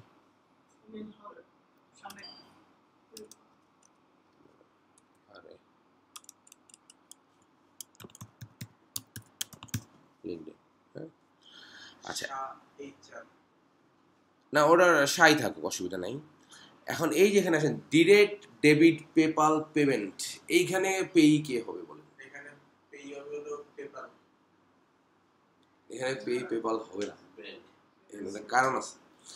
কারণটা দেখেন, এখানে ডিরেক্ট ডেবিট করছে, মানে আপনার এই যে মেট্রো ব্যাংকের অ্যাকাউন্ট থেকে টাকাটা পাঠাইছে কোথায়, ডিরেক্ট ডেবিট পেপালে পাঠাইছে। পেপাল কি, পেপাল আর একটা ব্যাংক, তাই না? আমাদের বিকাশ কি, বিকাশও একটা ব্যাংক, পেপাল একটা ব্যাংক। তার মানে এই যে মেট্রো ব্যাংক থেকে এই টাকাটা পেপালে হয়েছে ট্রান্সফার। এখন যখন আমরা পেপালের স্টেটমেন্ট পাবো তখন আমরা বুঝতে পারবো যে টাকাটা খরচ হয়েছে কই। কিন্তু স্যার আমার এই অ্যাকাউন্ট তো খরচ করছে না, এই অ্যাকাউন্ট ট্রান্সফার করছে, আমরা ট্রান্সফার দেখাবো তো। আপনি যখন ক্যাটাগরি করবেন, ধরেন আমি আমার একটা সিটি ব্যাংকের অ্যাকাউন্ট থেকে একটা এইচএসবিসিতে ট্রান্সফার করছি, আমি কি দেখাবো? এই ব্যাংক থেকে ট্রান্সফার দেখাবো ওই ব্যাংকে, ওই ব্যাংক থেকে কোথায় খরচ হচ্ছে সেটা কি আমি জানি? না স্যার, আমার প্রশ্নটা হলো, আমি তো এই মানে মেট্রো অ্যাকাউন্ট নিয়ে কথা বলছি। আমি বলি মেট্রো অ্যাকাউন্ট, আমি বলি আপনি ক্লিয়ার হবে, আপনার প্রবলেম আমি ধরতে পারছি। আমি বলি আপনি ক্লিয়ার হয়ে যাবেন। সেটা হলো মেট্রো অ্যাকাউন্ট থেকে যখন আপনি আরেকটা অ্যাকাউন্টে আপনি বলছেন যে এখান থেকে তো টাকাটা চলে যাচ্ছে, এক্সপেন্স হচ্ছে। ট্রান্সফার মানেও তো এক্সপেন্সই, টাকাটা খালি হয়ে যাচ্ছে। আপনি এক্সপেন্স আর চিন্তা করেন, আপনি চিন্তা করেন ইন আউট। যখন আপনি ট্রান্সফার দেখাবেন তখন তো মানিটা আউট, নাই তো আপনার ওখানে টাকা। কিন্তু যদি আমি ক্যাটাগরি করতে যাই যে এই যে টাকাটা গেল, এইটা খরচ হতে মনে করেন গাড়ি কিনছে একটা, এই অ্যাকাউন্ট থেকে কি বোঝা যাবে ও গাড়ি কিনছে? কিন্তু এখান থেকে কিন্তু টাকা খরচ হয়ে গেছে, টাকা চলে গেছে। যখন আমরা ওই অ্যাকাউন্টটা আবার রিকনসাইল করবো তখন বুঝতে পারবো যে এটা কোন ক্যাটাগরিতে গেছে। এই জিনিসটা এখানে বোঝানো হচ্ছে। এখানে হয়েছে কি, আমরা কি করি এখন, অনেকেই করি আমরা বিকাশ থেকে অ্যাড মানি করি না, ব্যাংক থেকে টাকা বিকাশে এনে তারপর ধরেন একটা বিদ্যুৎ বিল দিলাম বা একটা দিলাম। এখানে ঘটনাটা কিছুটা সেরকমই করছে। ধরেন ব্যাংক থেকে টাকা আসছে পেপালে, তারপর পেপাল থেকে করছে। তো এখানে দেখেন বলাই আছে ডিরেক্ট ডেবিট, এখানে পেইটা পেপাল হবে না, সরাসরি পেপালের কাছে টাকা যায়নি। পেপাল হচ্ছে একটা মাধ্যম, এটা হবে ট্রান্সফার। আমি এই ব্যাংক থেকে ওই ব্যাংকে ট্রান্সফার করছি, এই ব্যাংক থেকে খালি হয়ে গেছে, ওই ব্যাংকে চলে গেছে, এটুকু শিওর। কিন্তু এটা ঠিক এন্ড ইউজার কে, এন্ডে যে আমি এইটা কিনছি না এইটা কিনছি এটা কিন্তু আমরা দেয় না, যার কারণে আন্দাজের উপরে মারা যাবে না, ট্রান্সফারই দেখাইতে হবে। তাহলে এই জায়গায় আমরা পেই দিব না। এখানে দেখেন, এই দেখেন এখানে কি করছে, পেপালের থ্রুতে, এখান থেকে পেপালের থ্রুতে ফাইবারে পেমেন্ট করছে, ফাইবার। এখানে এখানে এন্ড ইউজার আছে আমার। ডেসক্রিপশনটা এই কারণেই দরকার, ডেসক্রিপশন দেখে অনেক কিছু বোঝা যায়।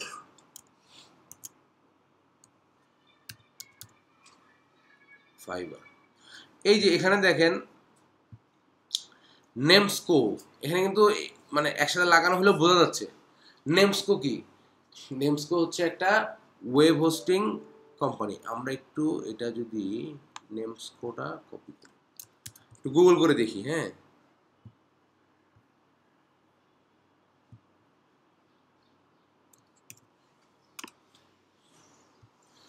ডোমেন নেম, ইমেল, এই যে nemsco.co.uk, ওয়েব হোস্টিং কোম্পানি, তাই না?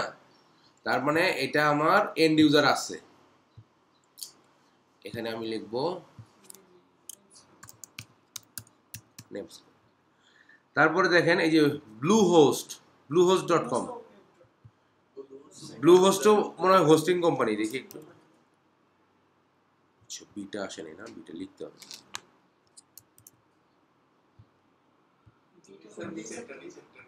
এই যে ব্লুহোস্ট অফিসিয়াল সাইট, হোস্টিং। আচ্ছা ব্লুহোস্টও হোস্টিং কোম্পানি, এই যে ওয়ার্ডপ্রেস ব্লুহোস্ট হোস্টিং কোম্পানি। হ্যাঁ, তাহলে এটা আমরা ব্লুহোস্ট,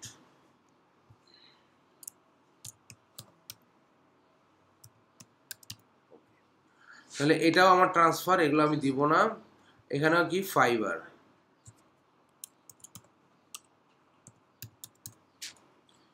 এটা হলো শাহ, এটা নেমস্কো, এই তারপর ফাইবার, তারপর নেমস্কো, তারপর হচ্ছে মেইলচিপ। মেইলচিপ ওই সেম কোম্পানি, ওই ওয়েব হোস্টিং কোম্পানি। এগুলো হচ্ছে কি আপনি এই যে ইয়ে দেখেই বুঝতে পারবেন, গুগলে সার্চ দিলে বুঝতে পারবেন। আর যদি কোনোটা একেবারেই বুঝতে না পারেন তাহলে এটা ক্লায়েন্টকে নক দিতে হবে, এটা কি করছে, এই জায়গায় কিসের খরচ করছে। আচ্ছা এটা কি, মেইলচিপ মার্কেটিং, ইমেল প্রমোশন, এগুলা। আচ্ছা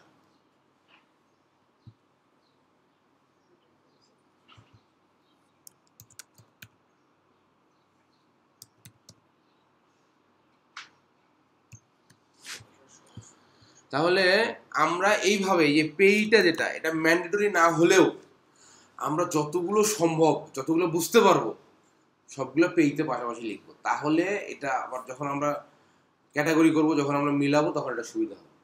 ওকে, তাহলে এইটাকে আমি একটু ফাইল সেভ অ্যাজ, এটা আমি ডেস্কটপে সেভ করি।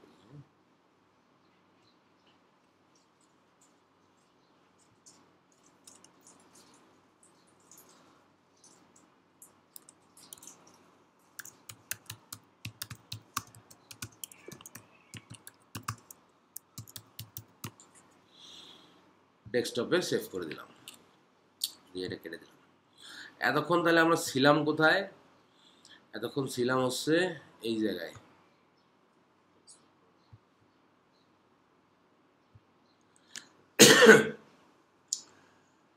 এতক্ষণ ছিলাম হচ্ছে কন্ডিশন নাম্বার 2-তে মনে হয় নাকি? আচ্ছা, প্রথমে ব্যাংক কন্ডিশন অনেকে ছিল, ব্যাংক অ্যাকাউন্টে অ্যাড করে নেই, অ্যাকাউন্টে অ্যাড করছি, স্টেটমেন্ট ওয়াইজ ওপেনিং ব্যালেন্স দিছি। তারপর এটা হচ্ছে ব্যাংক অ্যাকাউন্ট অ্যাড করছে, মানে ভুল ছিল, সেটা আমরা এডিট ট্রানজাকশনে গিয়ে ট্রানজাকশন ঠিক করে দিছি। এখন আমাদের কি করতে হবে? এখন আমাদের করতে হবে ব্যাংক স্টেটমেন্ট যেটা পাইছি সেটা আপলোড করতে হবে কোথায়? জিরোতে। আপলোড করার আগে যতগুলো তামাশা আমাদের করা দরকার ছিল আমরা এতক্ষণ করলাম। এখন এটা আমরা আগে আপলোড করবো। এই যে সিলেক্ট ফাইল, সিলেক্ট ফাইল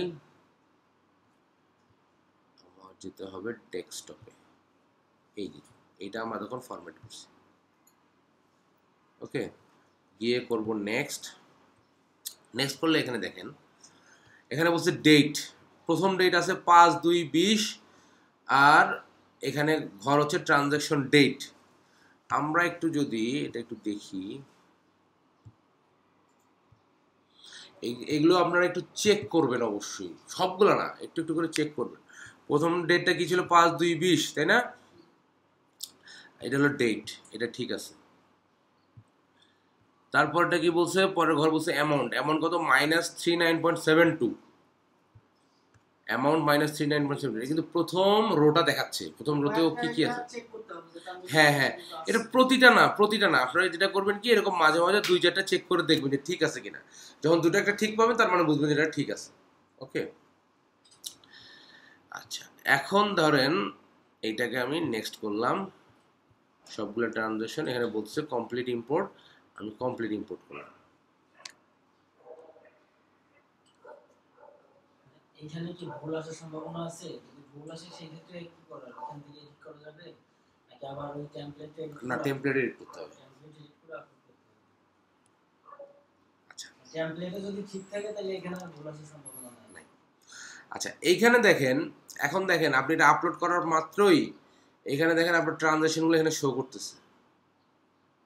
ব্যাংকের যে ট্রানজাকশন আপনি আপলোড করছেন সব এখানে শো করতেছে। এখানে একটা কাজ আছে, কাজটা একটু করে নিই।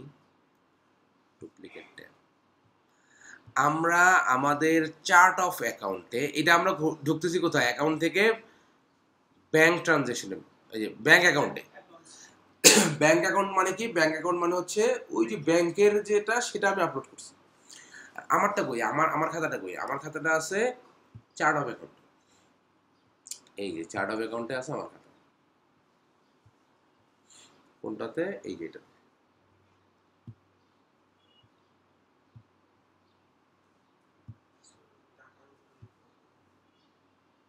এটাতে, হ্যাঁ।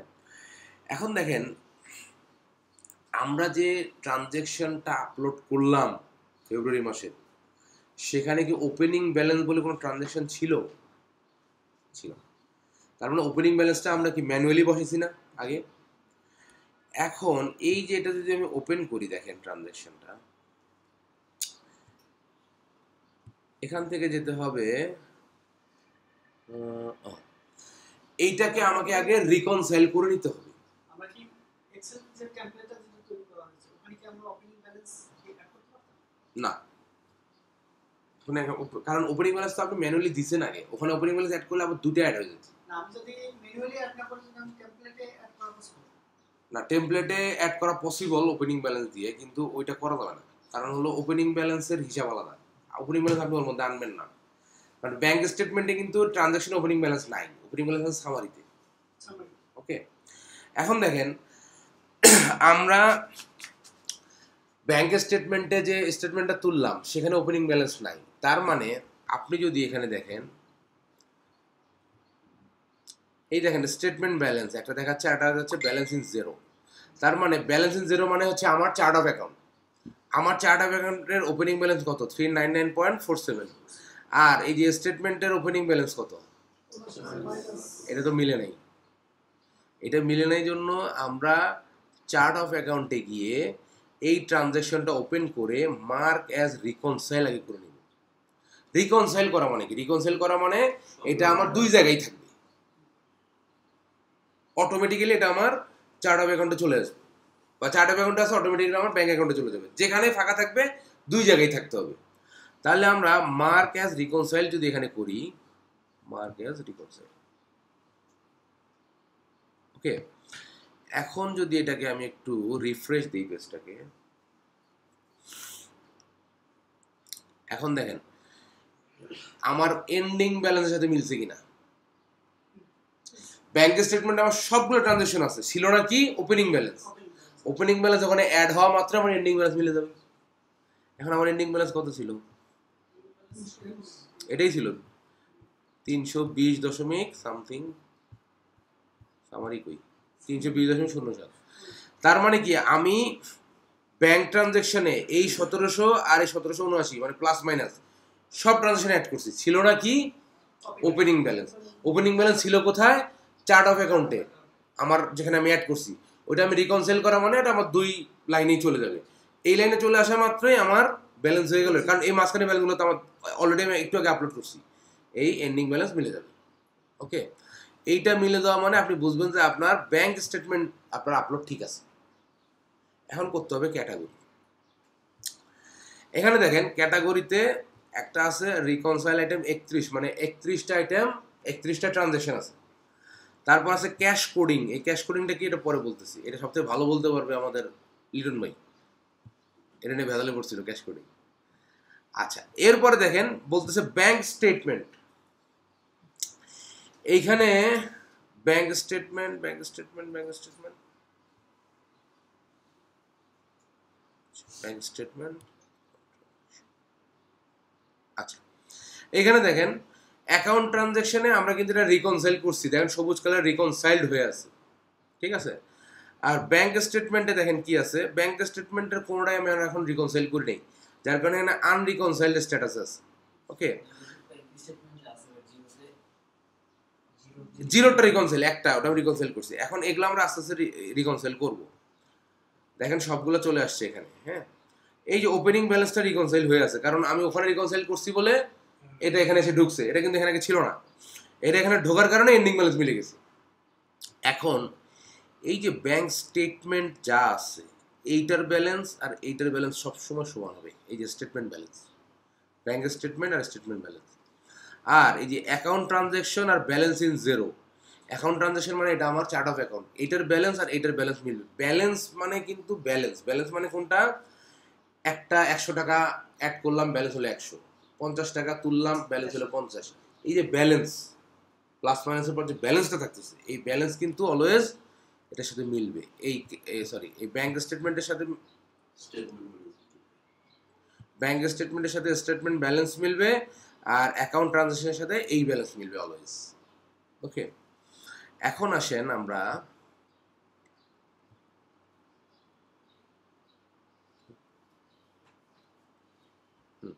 এই যে রিকনসাইলে গেলে আমরা যে স্টেটমেন্ট আপলোড করছি সেই স্টেটমেন্টটা পাবো। এখানে প্রথমে কি আছে? 5 তারিখ বলতেছে ফেসবুক, তাই না? এই যে দেখেন হু, এই হু এর জায়গায় এখন ফেসবুক চলে আসে, কারণ কি পেইতে আমরা ফেসবুক লিখে দিছিলাম, ওই যে পেইর নামগুলো লিখে দিছিলাম না, এখানে দেখেন টোটালি ফেসবুক। হ্যাঁ, ফেসবুকটা লিখে দিয়েছিলাম না, যার কারণে ও ফেসবুকটা ধরতে পারছে। এই ফেসবুকটা ধরার কারণে সে এখানে একটা সাজেশন দিচ্ছে, এটার ক্যাটাগরি হবে অ্যাডভার্টাইজিং। এটা ফিক্স না, এটা সাজেশন। আপনি চাইলে এখান থেকে যে কোনো সময়টা চেঞ্জ করতে পারবেন, আপনার ইচ্ছা মতো দিতে পারবেন, বুঝছেন? হ্যাঁ, না না, ও সাজেশন দিচ্ছে। এই যে পেই দেওয়ার কারণে ফেসবুকে নরমালি আমরা অ্যাডভার্টাইজ পোস্ট করি, কারণ এটা তো এক্সপেন্স, এটা তো এক্সপেন্স না। এখন ফেসবুকে আমরা অ্যাডভার্টাইজমেন্ট বাবদ ও সাজেশন দিচ্ছে। এখন আপনি অন্য কিছু দিতে পারেন। আপনি ধরেন ফেসবুক থেকে এটা অন্য কিছু করছেন, কথার কথা কি করছেন, সাপোজ ধরেন আপনি ক্লিনিং দিলেন, কোনো একটা রিজনে আপনার থাকতে পারে এরকম, ঠিক আছে? এইটা অলওয়েজ ফিক্স না, এটা ও সাজেশন দিবে, আপনি চেঞ্জ করতে পারবেন, ওকে। এখন আমি যদি এখানে ওকে দেই তাহলে কি ঘটবে জানেন? এইটা আছে আমার কোথায়? ব্যাংক ট্রানজাকশনে আছে, তাই না? এটা ওকে দিলে রিকনসাইল হয়ে ব্যাংক ট্রান্সফার থাকবে, এটা অটোমেটিক আবার চার্ট অফ অ্যাকাউন্টেও চলে যাবে।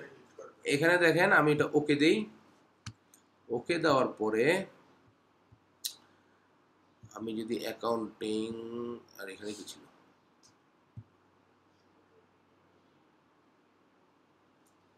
এইটাতে যদি দেই, ও না এটা অন্য ব্যাংকে ঢুকছি, সরি সরি সরি ঢুকে গেছি আমি, একটু এই যে এটাতে এটা চলে আসছে না। এখন আমরা রিকনসাইল করতে থাকবো, যেটা যেখানে গ্যাপ আছে সেটা সেখানে ঢুকে যেতে থাকবে। এখন আসেন এখানে বলছে কি লিঙ্কডইন, ও লিঙ্কডইনটাকে ধরতে পারে নাই।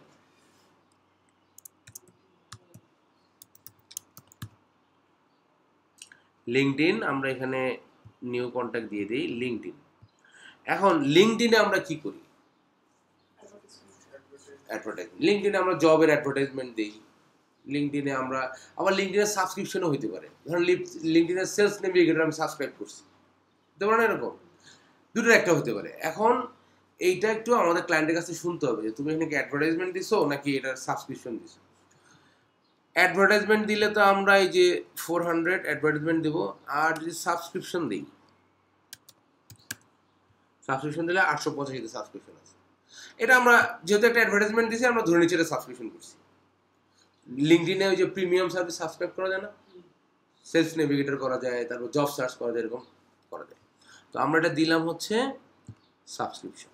ওকে, এরপর আসেন মিস্টার শাহ, হুকে SH শাহ, নিউ কন্ট্যাক্টে দিয়ে দিলাম। এইটা কি শাহ, আমার টাকা আসছে না, ইনকাম আসছে। এখন ইনকাম কিসের থেকে আসছে, বিভিন্ন কিছু থেকে আসতে পারে, আমরা ধরে নিচ্ছি এটা সেলস থেকে আসছে, তাই না? তাইলে এটা আমরা ওকে। এখন আসেন এই যে এটা, এইটার জন্য এখন কি করতে হবে, এটা তো আমরা ট্রান্সফার করছি। এইখানে যদি আমি দেই, আচ্ছা এইটাকে আমি এখানে দেখেন ম্যাচ ক্রিয়েট, এখানে ক্রিয়েট করতেছি, এইটা হলো ট্রান্সফার। যদি ট্রান্সফার দেই, এখানে দেখেন আমার বাকি যে দুটো ব্যাংক আছে ওই ব্যাংকের নাম দেখাচ্ছে, কিন্তু এখানে পেপাল নাই। যার কারণে আমরা কি করব, আমরা একটা পেপাল অ্যাকাউন্ট খুলি।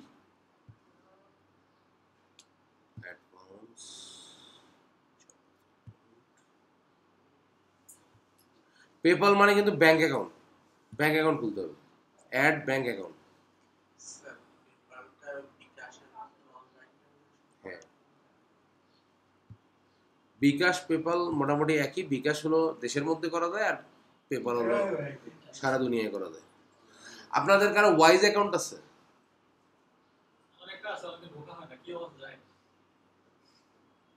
আচ্ছা, ওয়াইজে কি হয় বাংলাদেশে এখন, যদি এখন বাংলাদেশে ওয়াইজ খোলা যায় না।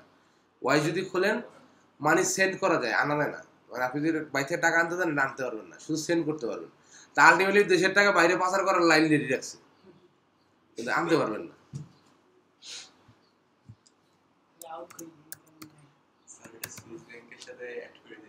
হ্যাঁ,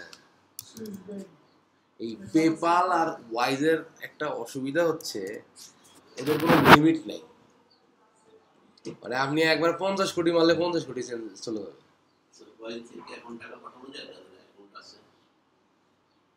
ওয়াইজ দিয়ে টাকা পাঠানো যায় কিন্তু আনা যায় না। হ্যাঁ হ্যাঁ, আপনি ওয়াইজ অ্যাকাউন্ট খুলে পাঠান, ধুমধাম।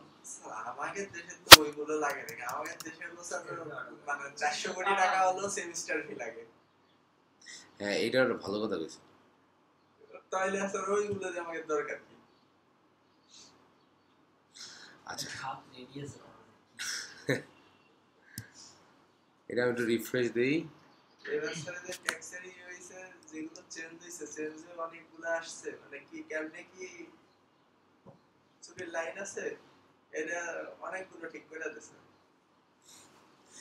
আচ্ছা, তাহলে আমরা ছিলাম এখানে ক্রিয়েটে। দেখেন অপশন হলো match, create, transfer, discuss. Create থেকে আমরা আসি ট্রান্সফারে। ট্রান্সফারে আসলে দেখেন এখন পেপাল পাচ্ছি, এই যে পেপালে দেই, দিয়ে জাস্ট আমি এখানে ওকে দিয়ে দিব, ট্রান্সফার টু পেপাল হয়ে যাবে, আর দুই জায়গায় এটা অ্যাডজাস্ট হয়ে যাবে।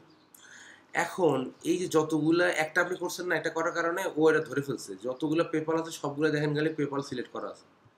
আপনি যদি ওকে দিবেন ও জায়গা মতো চলে যাবে। এই দেখেন যে পেপালগুলো সব ও ধরে ফেলছে যে এটা ট্রান্সফার হবে। আপনাকে বারবার যে ট্রান্সফার করতে হবে না, মানে সিলেক্ট করতে হবে না। কিন্তু এই যে এখানে দেখেন এইটা একবার দিছি তো এখানে ও শাটা ধরে ফেলছে, সেলসও ধরে ফেলছে। হ্যাঁ, এটা দিলাম পেপাল,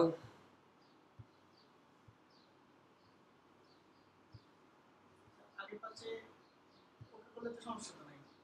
না না না কোনো অসুবিধা নেই, ওটা ডেট ওয়াইজ জায়গা মতো বসে দেবে। আপনি আমি ধরেন এই যে এটা আগে করলাম এটা পরে করলাম, কোনো অসুবিধা নেই।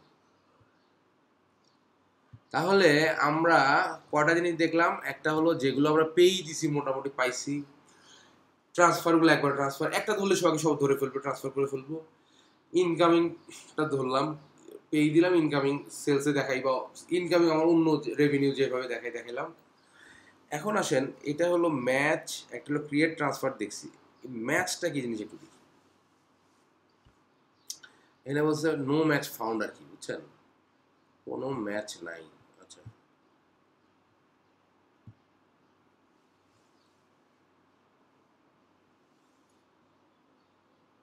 একটা ম্যাচ করায় দেখাচ্ছি। আচ্ছা ধরেন এই যে 7 তারিখের একটা খরচ 118 টাকা 57 পয়সা, 7 ফেব্রুয়ারি 2020। এখন আসেন একটা ট্রানজ্যাকশন করি, এক্সপেন্স করি একটা। বিজনেস থেকে পারচেজ ওভারভিউ, পারচেজ ওভারভিউতে গেলে তো এক্সপেন্স করতে পারবো। নিউ, আচ্ছা সরাসরি এক্সপেন্স করে দিব নাকি, না বিল করি একটা, তাহলে বুঝতে পারবেন।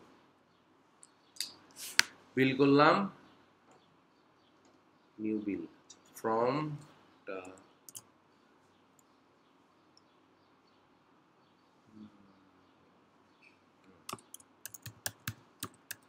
এটা একটা ডেট কবে, 7 ফেব্রুয়ারি 2020, তাই তো 2020-এর ফেব্রুয়ারির 7 তারিখ। ওকে, এই যে এর কাছ থেকে মনে করেন মানে একটা বিল করতেছি, বিল মানে কি কিছু একটা কিনতেছি। হ্যাঁ, ডেসক্রিপশন দিয়ে দিলাম, ধরেন আমি কোনো অ্যামাউন্ট দিয়ে মানে আইটেম দিলাম না। হ্যাঁ, এইটা দিলাম 1, আর এইটা কত ছিল যেন অ্যামাউন্টটা 118.53 না, 118.53। অ্যাকাউন্ট হচ্ছে এটা দিই পারচেস, এক্সপেন্স অ্যাকাউন্ট পারচেস নাই নাকি,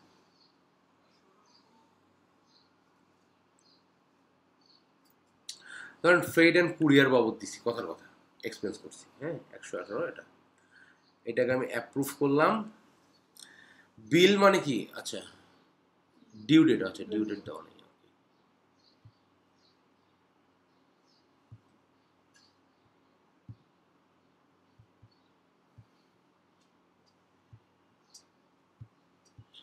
আচ্ছা এটা আমি অ্যাপ্রুভ করা মানে কি, আমি বাকিতে কিছু একটা কিনলাম, তাই তো।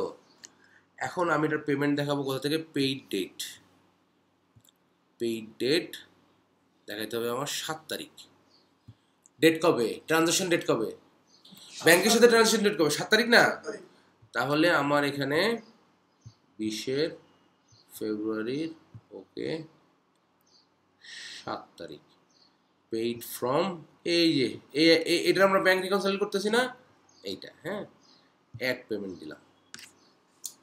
তার মানে আমরা যে ট্রানজাকশনটা করছি সেই ট্রানজাকশনটা করছি কবে, 2020 সালের ফেব্রুয়ারি 7 তারিখে ট্রানজাকশন মনে করেন আমি করছি।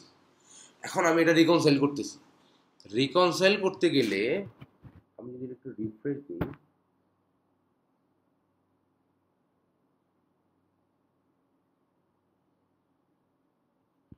এটা দেখেন অলরেডি ম্যাচ, তার মানে আপনার অ্যামাউন্ট আর ডেট মিলে গেলে ও ধরে ফেলবে যে এটা কার সাথে কার, ম্যাচ করাই দিবে। এতটাই যে কেনা ছিল সেই টাকার ইনভেস্ট মনে হয় এটা পেমেন্ট করা হয়েছে। ঠিক আছে, দেখেন স্যার এটা তো ফাইবারে, কিন্তু এখানে তো পেমেন্ট আমার না না, এটা আমি দেখাইলাম, মনে করেন যে আমার কাছ থেকে পেমেন্টটা নিছি, এটা আপনার ফাইবার মানে বোঝার জন্য বলতেছি আর কি, যে ওই ডেটে আমার একটা ট্রানজাকশন আছে মনে করেন, সেম অ্যামাউন্ট সেম ইয়েতে সেম ডেট। হ্যাঁ, যদি এটা ম্যাচ না করে, ধরেন এটা আমাদের কাছ থেকে নিয়েছেন কিন্তু এটা হবে ফাইবার, তখন আপনি আবার ক্রিয়েটে যান, ক্রিয়েটে গিয়ে এইটা তো আপনি লেখেন ফাইবার, ফাইবার, ফাইবারে কি দিছেন? হ্যাঁ, অ্যাডভার্টাইজমেন্ট দিছেন, ওকে করেন। আর যদি মনে করেন যে হ্যাঁ এইটা ঠিক আছে, ম্যাচে ঠিক আছে, তাহলে এটা ওকে করেন। মানে কি, হ্যাঁ ট্রানজাকশন একটার সাথে একটাই হবে, একটার এগেইনস্টে দুটো হবে না, বুঝছেন? ধরেন কি আমি বলতেছি, যেগুলো আপনার ডেটে ডেটে তারপর হচ্ছে অ্যামাউন্টে মিলে যাবে, সেগুলো এরকম ম্যাচে থাকবে, ম্যাচ। এখন ধরেন আপনার ম্যাচ আপনি চাচ্ছেন না যে এটা আসলে আমি এই কাজ করি না, আমি অন্য কাজ করছি, তখন আপনি ক্রিয়েট করবেন, বুঝছেন? আমি ধরে নিচ্ছি এটা ম্যাচ করছে, এবং অনেক ক্ষেত্রেই ম্যাচ করবে, কারণ উনি যে ডেটে এন্ট্রি দিয়ে আপনি যদি নিজে কাজ করতে থাকেন, তাহলে আপনি প্রতিটা এন্ট্রি ডেটে দিবেন, ডেটে দিলে যখন স্টেটমেন্ট আপলোড করবেন তখন দেখবেন সব ম্যাচ হয়ে গেছে। বুঝতে পারছেন কি বিষয়টা? এই জন্য ম্যাচে দেখাইলাম। এখন হচ্ছে নেমস্কো,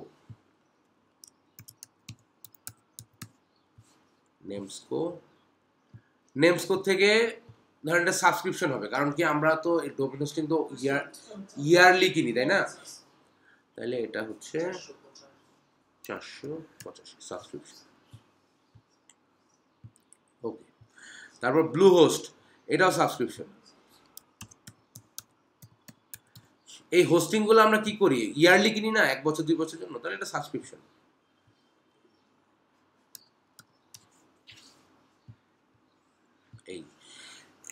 এইটা করাতে কি হচ্ছে, এইটা করাতে আমাদের ওই দুই পাশে কিন্তু অ্যাকাউন্টগুলো রিকনসাইল হয়ে হয়ে ম্যাচ করে যাচ্ছে, বসে যাচ্ছে।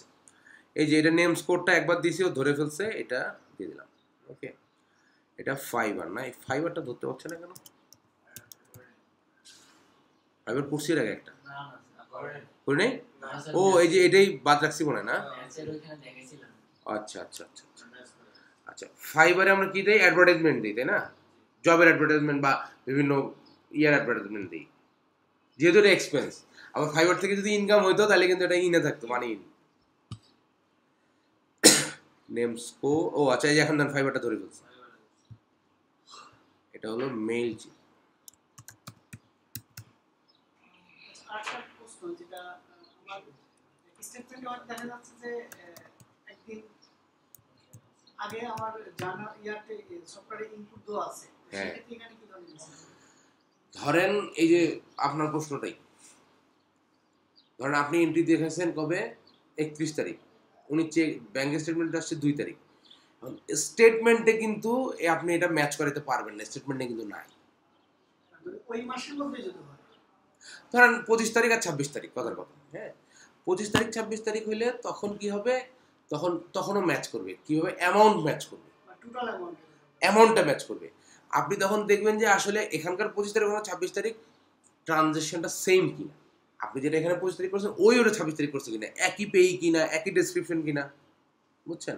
এটা হয়ে গেলে তখন ম্যাচ করে দিলে তখন ওটা ওই আপনার ডেট অনুযায়ী ওখানে ম্যাচ করে দেবে। আপনার যে এখানে তো ম্যাচ করবে আপনার ডেট এবং অ্যামাউন্ট অনুযায়ী, তো সেক্ষেত্রে আমার ডেটের তো ভেরিয়েন্ট থাকবে না, ডেটের ভেরিয়েন্ট থাকলেও আপনার মেইনলি ধরবে হচ্ছে অ্যামাউন্টটা ধরবে, কারণ আপনার এখানে আপনি করছেন 26, ও পোস্টিং দিয়েছে 27, অ্যামাউন্টটা মিলে গেলে ও দেখাবে ম্যাচ।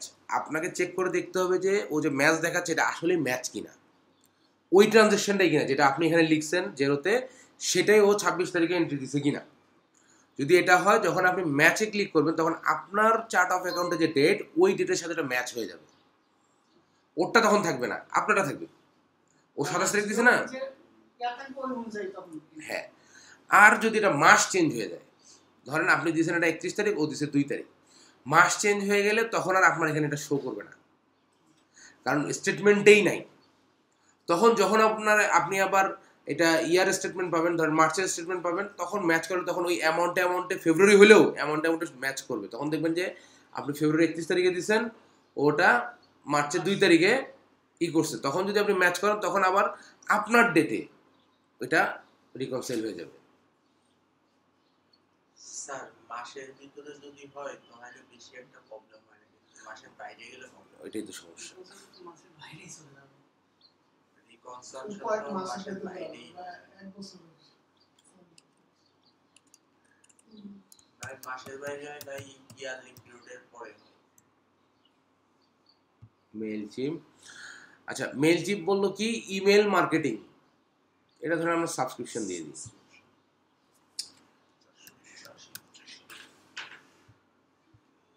ওকে, এখন দুইটা বাকি আছে, এই দুইটা কি বলেন? অ্যাকাউন্ট মেইনটেনেন্স ফি, ব্যাংক চার্জ বা ব্যাংক ফি।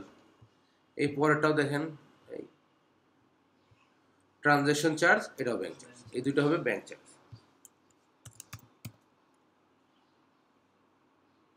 ও সরি, এটা ব্যাংক দিয়ে দিই আমরা।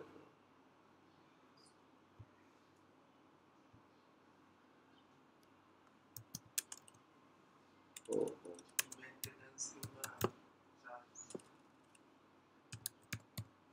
ব্যাংক ফি আছে, এটাই।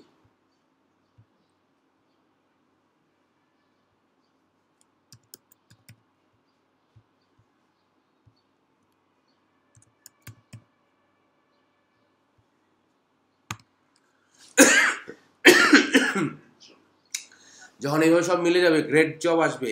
গ্রেড জব আসে, এটা কি এন্ডিং ব্যালেন্স না?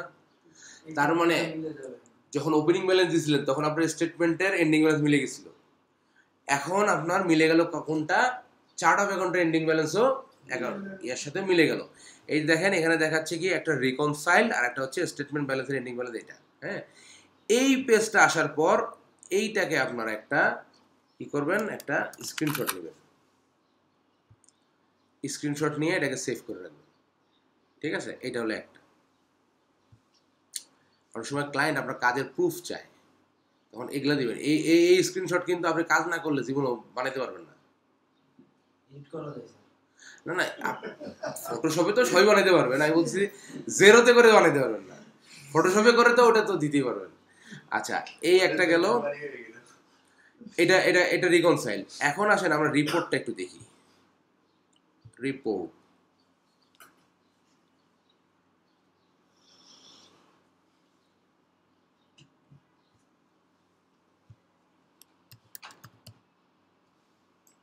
Bank reconciliation report.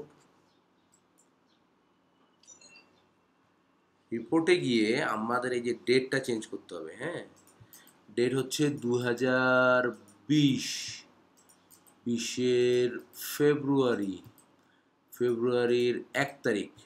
আর এটা হবে, সরি, এটা হবে 2020, এটা হবে ফেব্রুয়ারির 29 তারিখ, মাস শেষে দেব। কোন ব্যাংক? ব্যাংক হচ্ছে এই যে এটা 100। হ্যাঁ, ব্যাংক স্টেটমেন্ট এন্ডিং ব্যালেন্স। এখন ব্যাংক স্টেটমেন্ট অনুযায়ী আপনার এন্ডিং ব্যালেন্স কতটা দিতে হবে? এটা হচ্ছে 320.07, এটাই ছিল তো মনে হয় নাকি?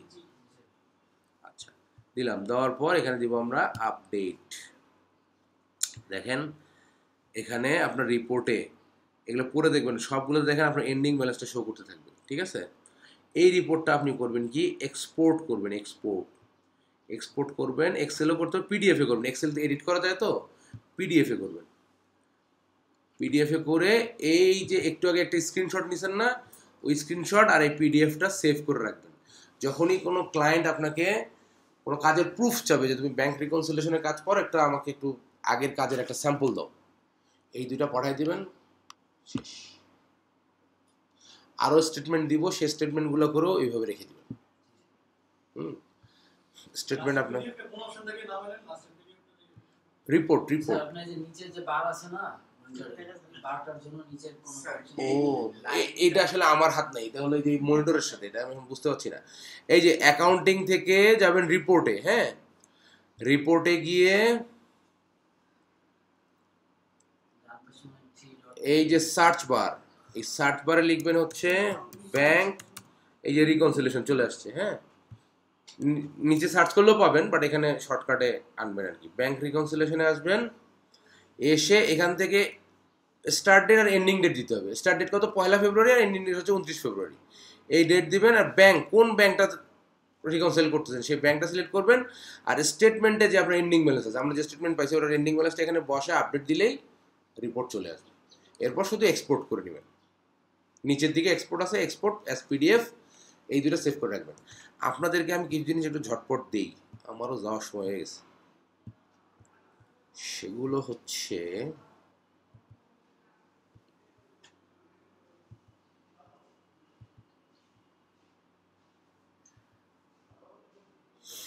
আচ্ছা দেখেন এখানে আমার 3টা জিনিস, একটা হলো পিডিএফ, আরেকটা হলো পিডিএফ থেকে এক্সেল করা, আরেকটা হলো ফাইনাল যে এক্সেলটা আমরা সাজাইছিলাম সেটা। 3টাই আপনাদেরকে আমি দিয়ে দিচ্ছি।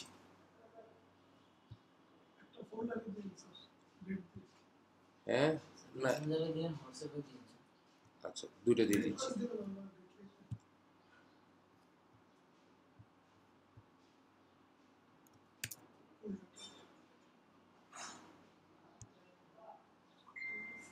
ওকে, এখন আসেন এটা দিলাম আমি মেট্রো ব্যাংক, ঠিক আছে।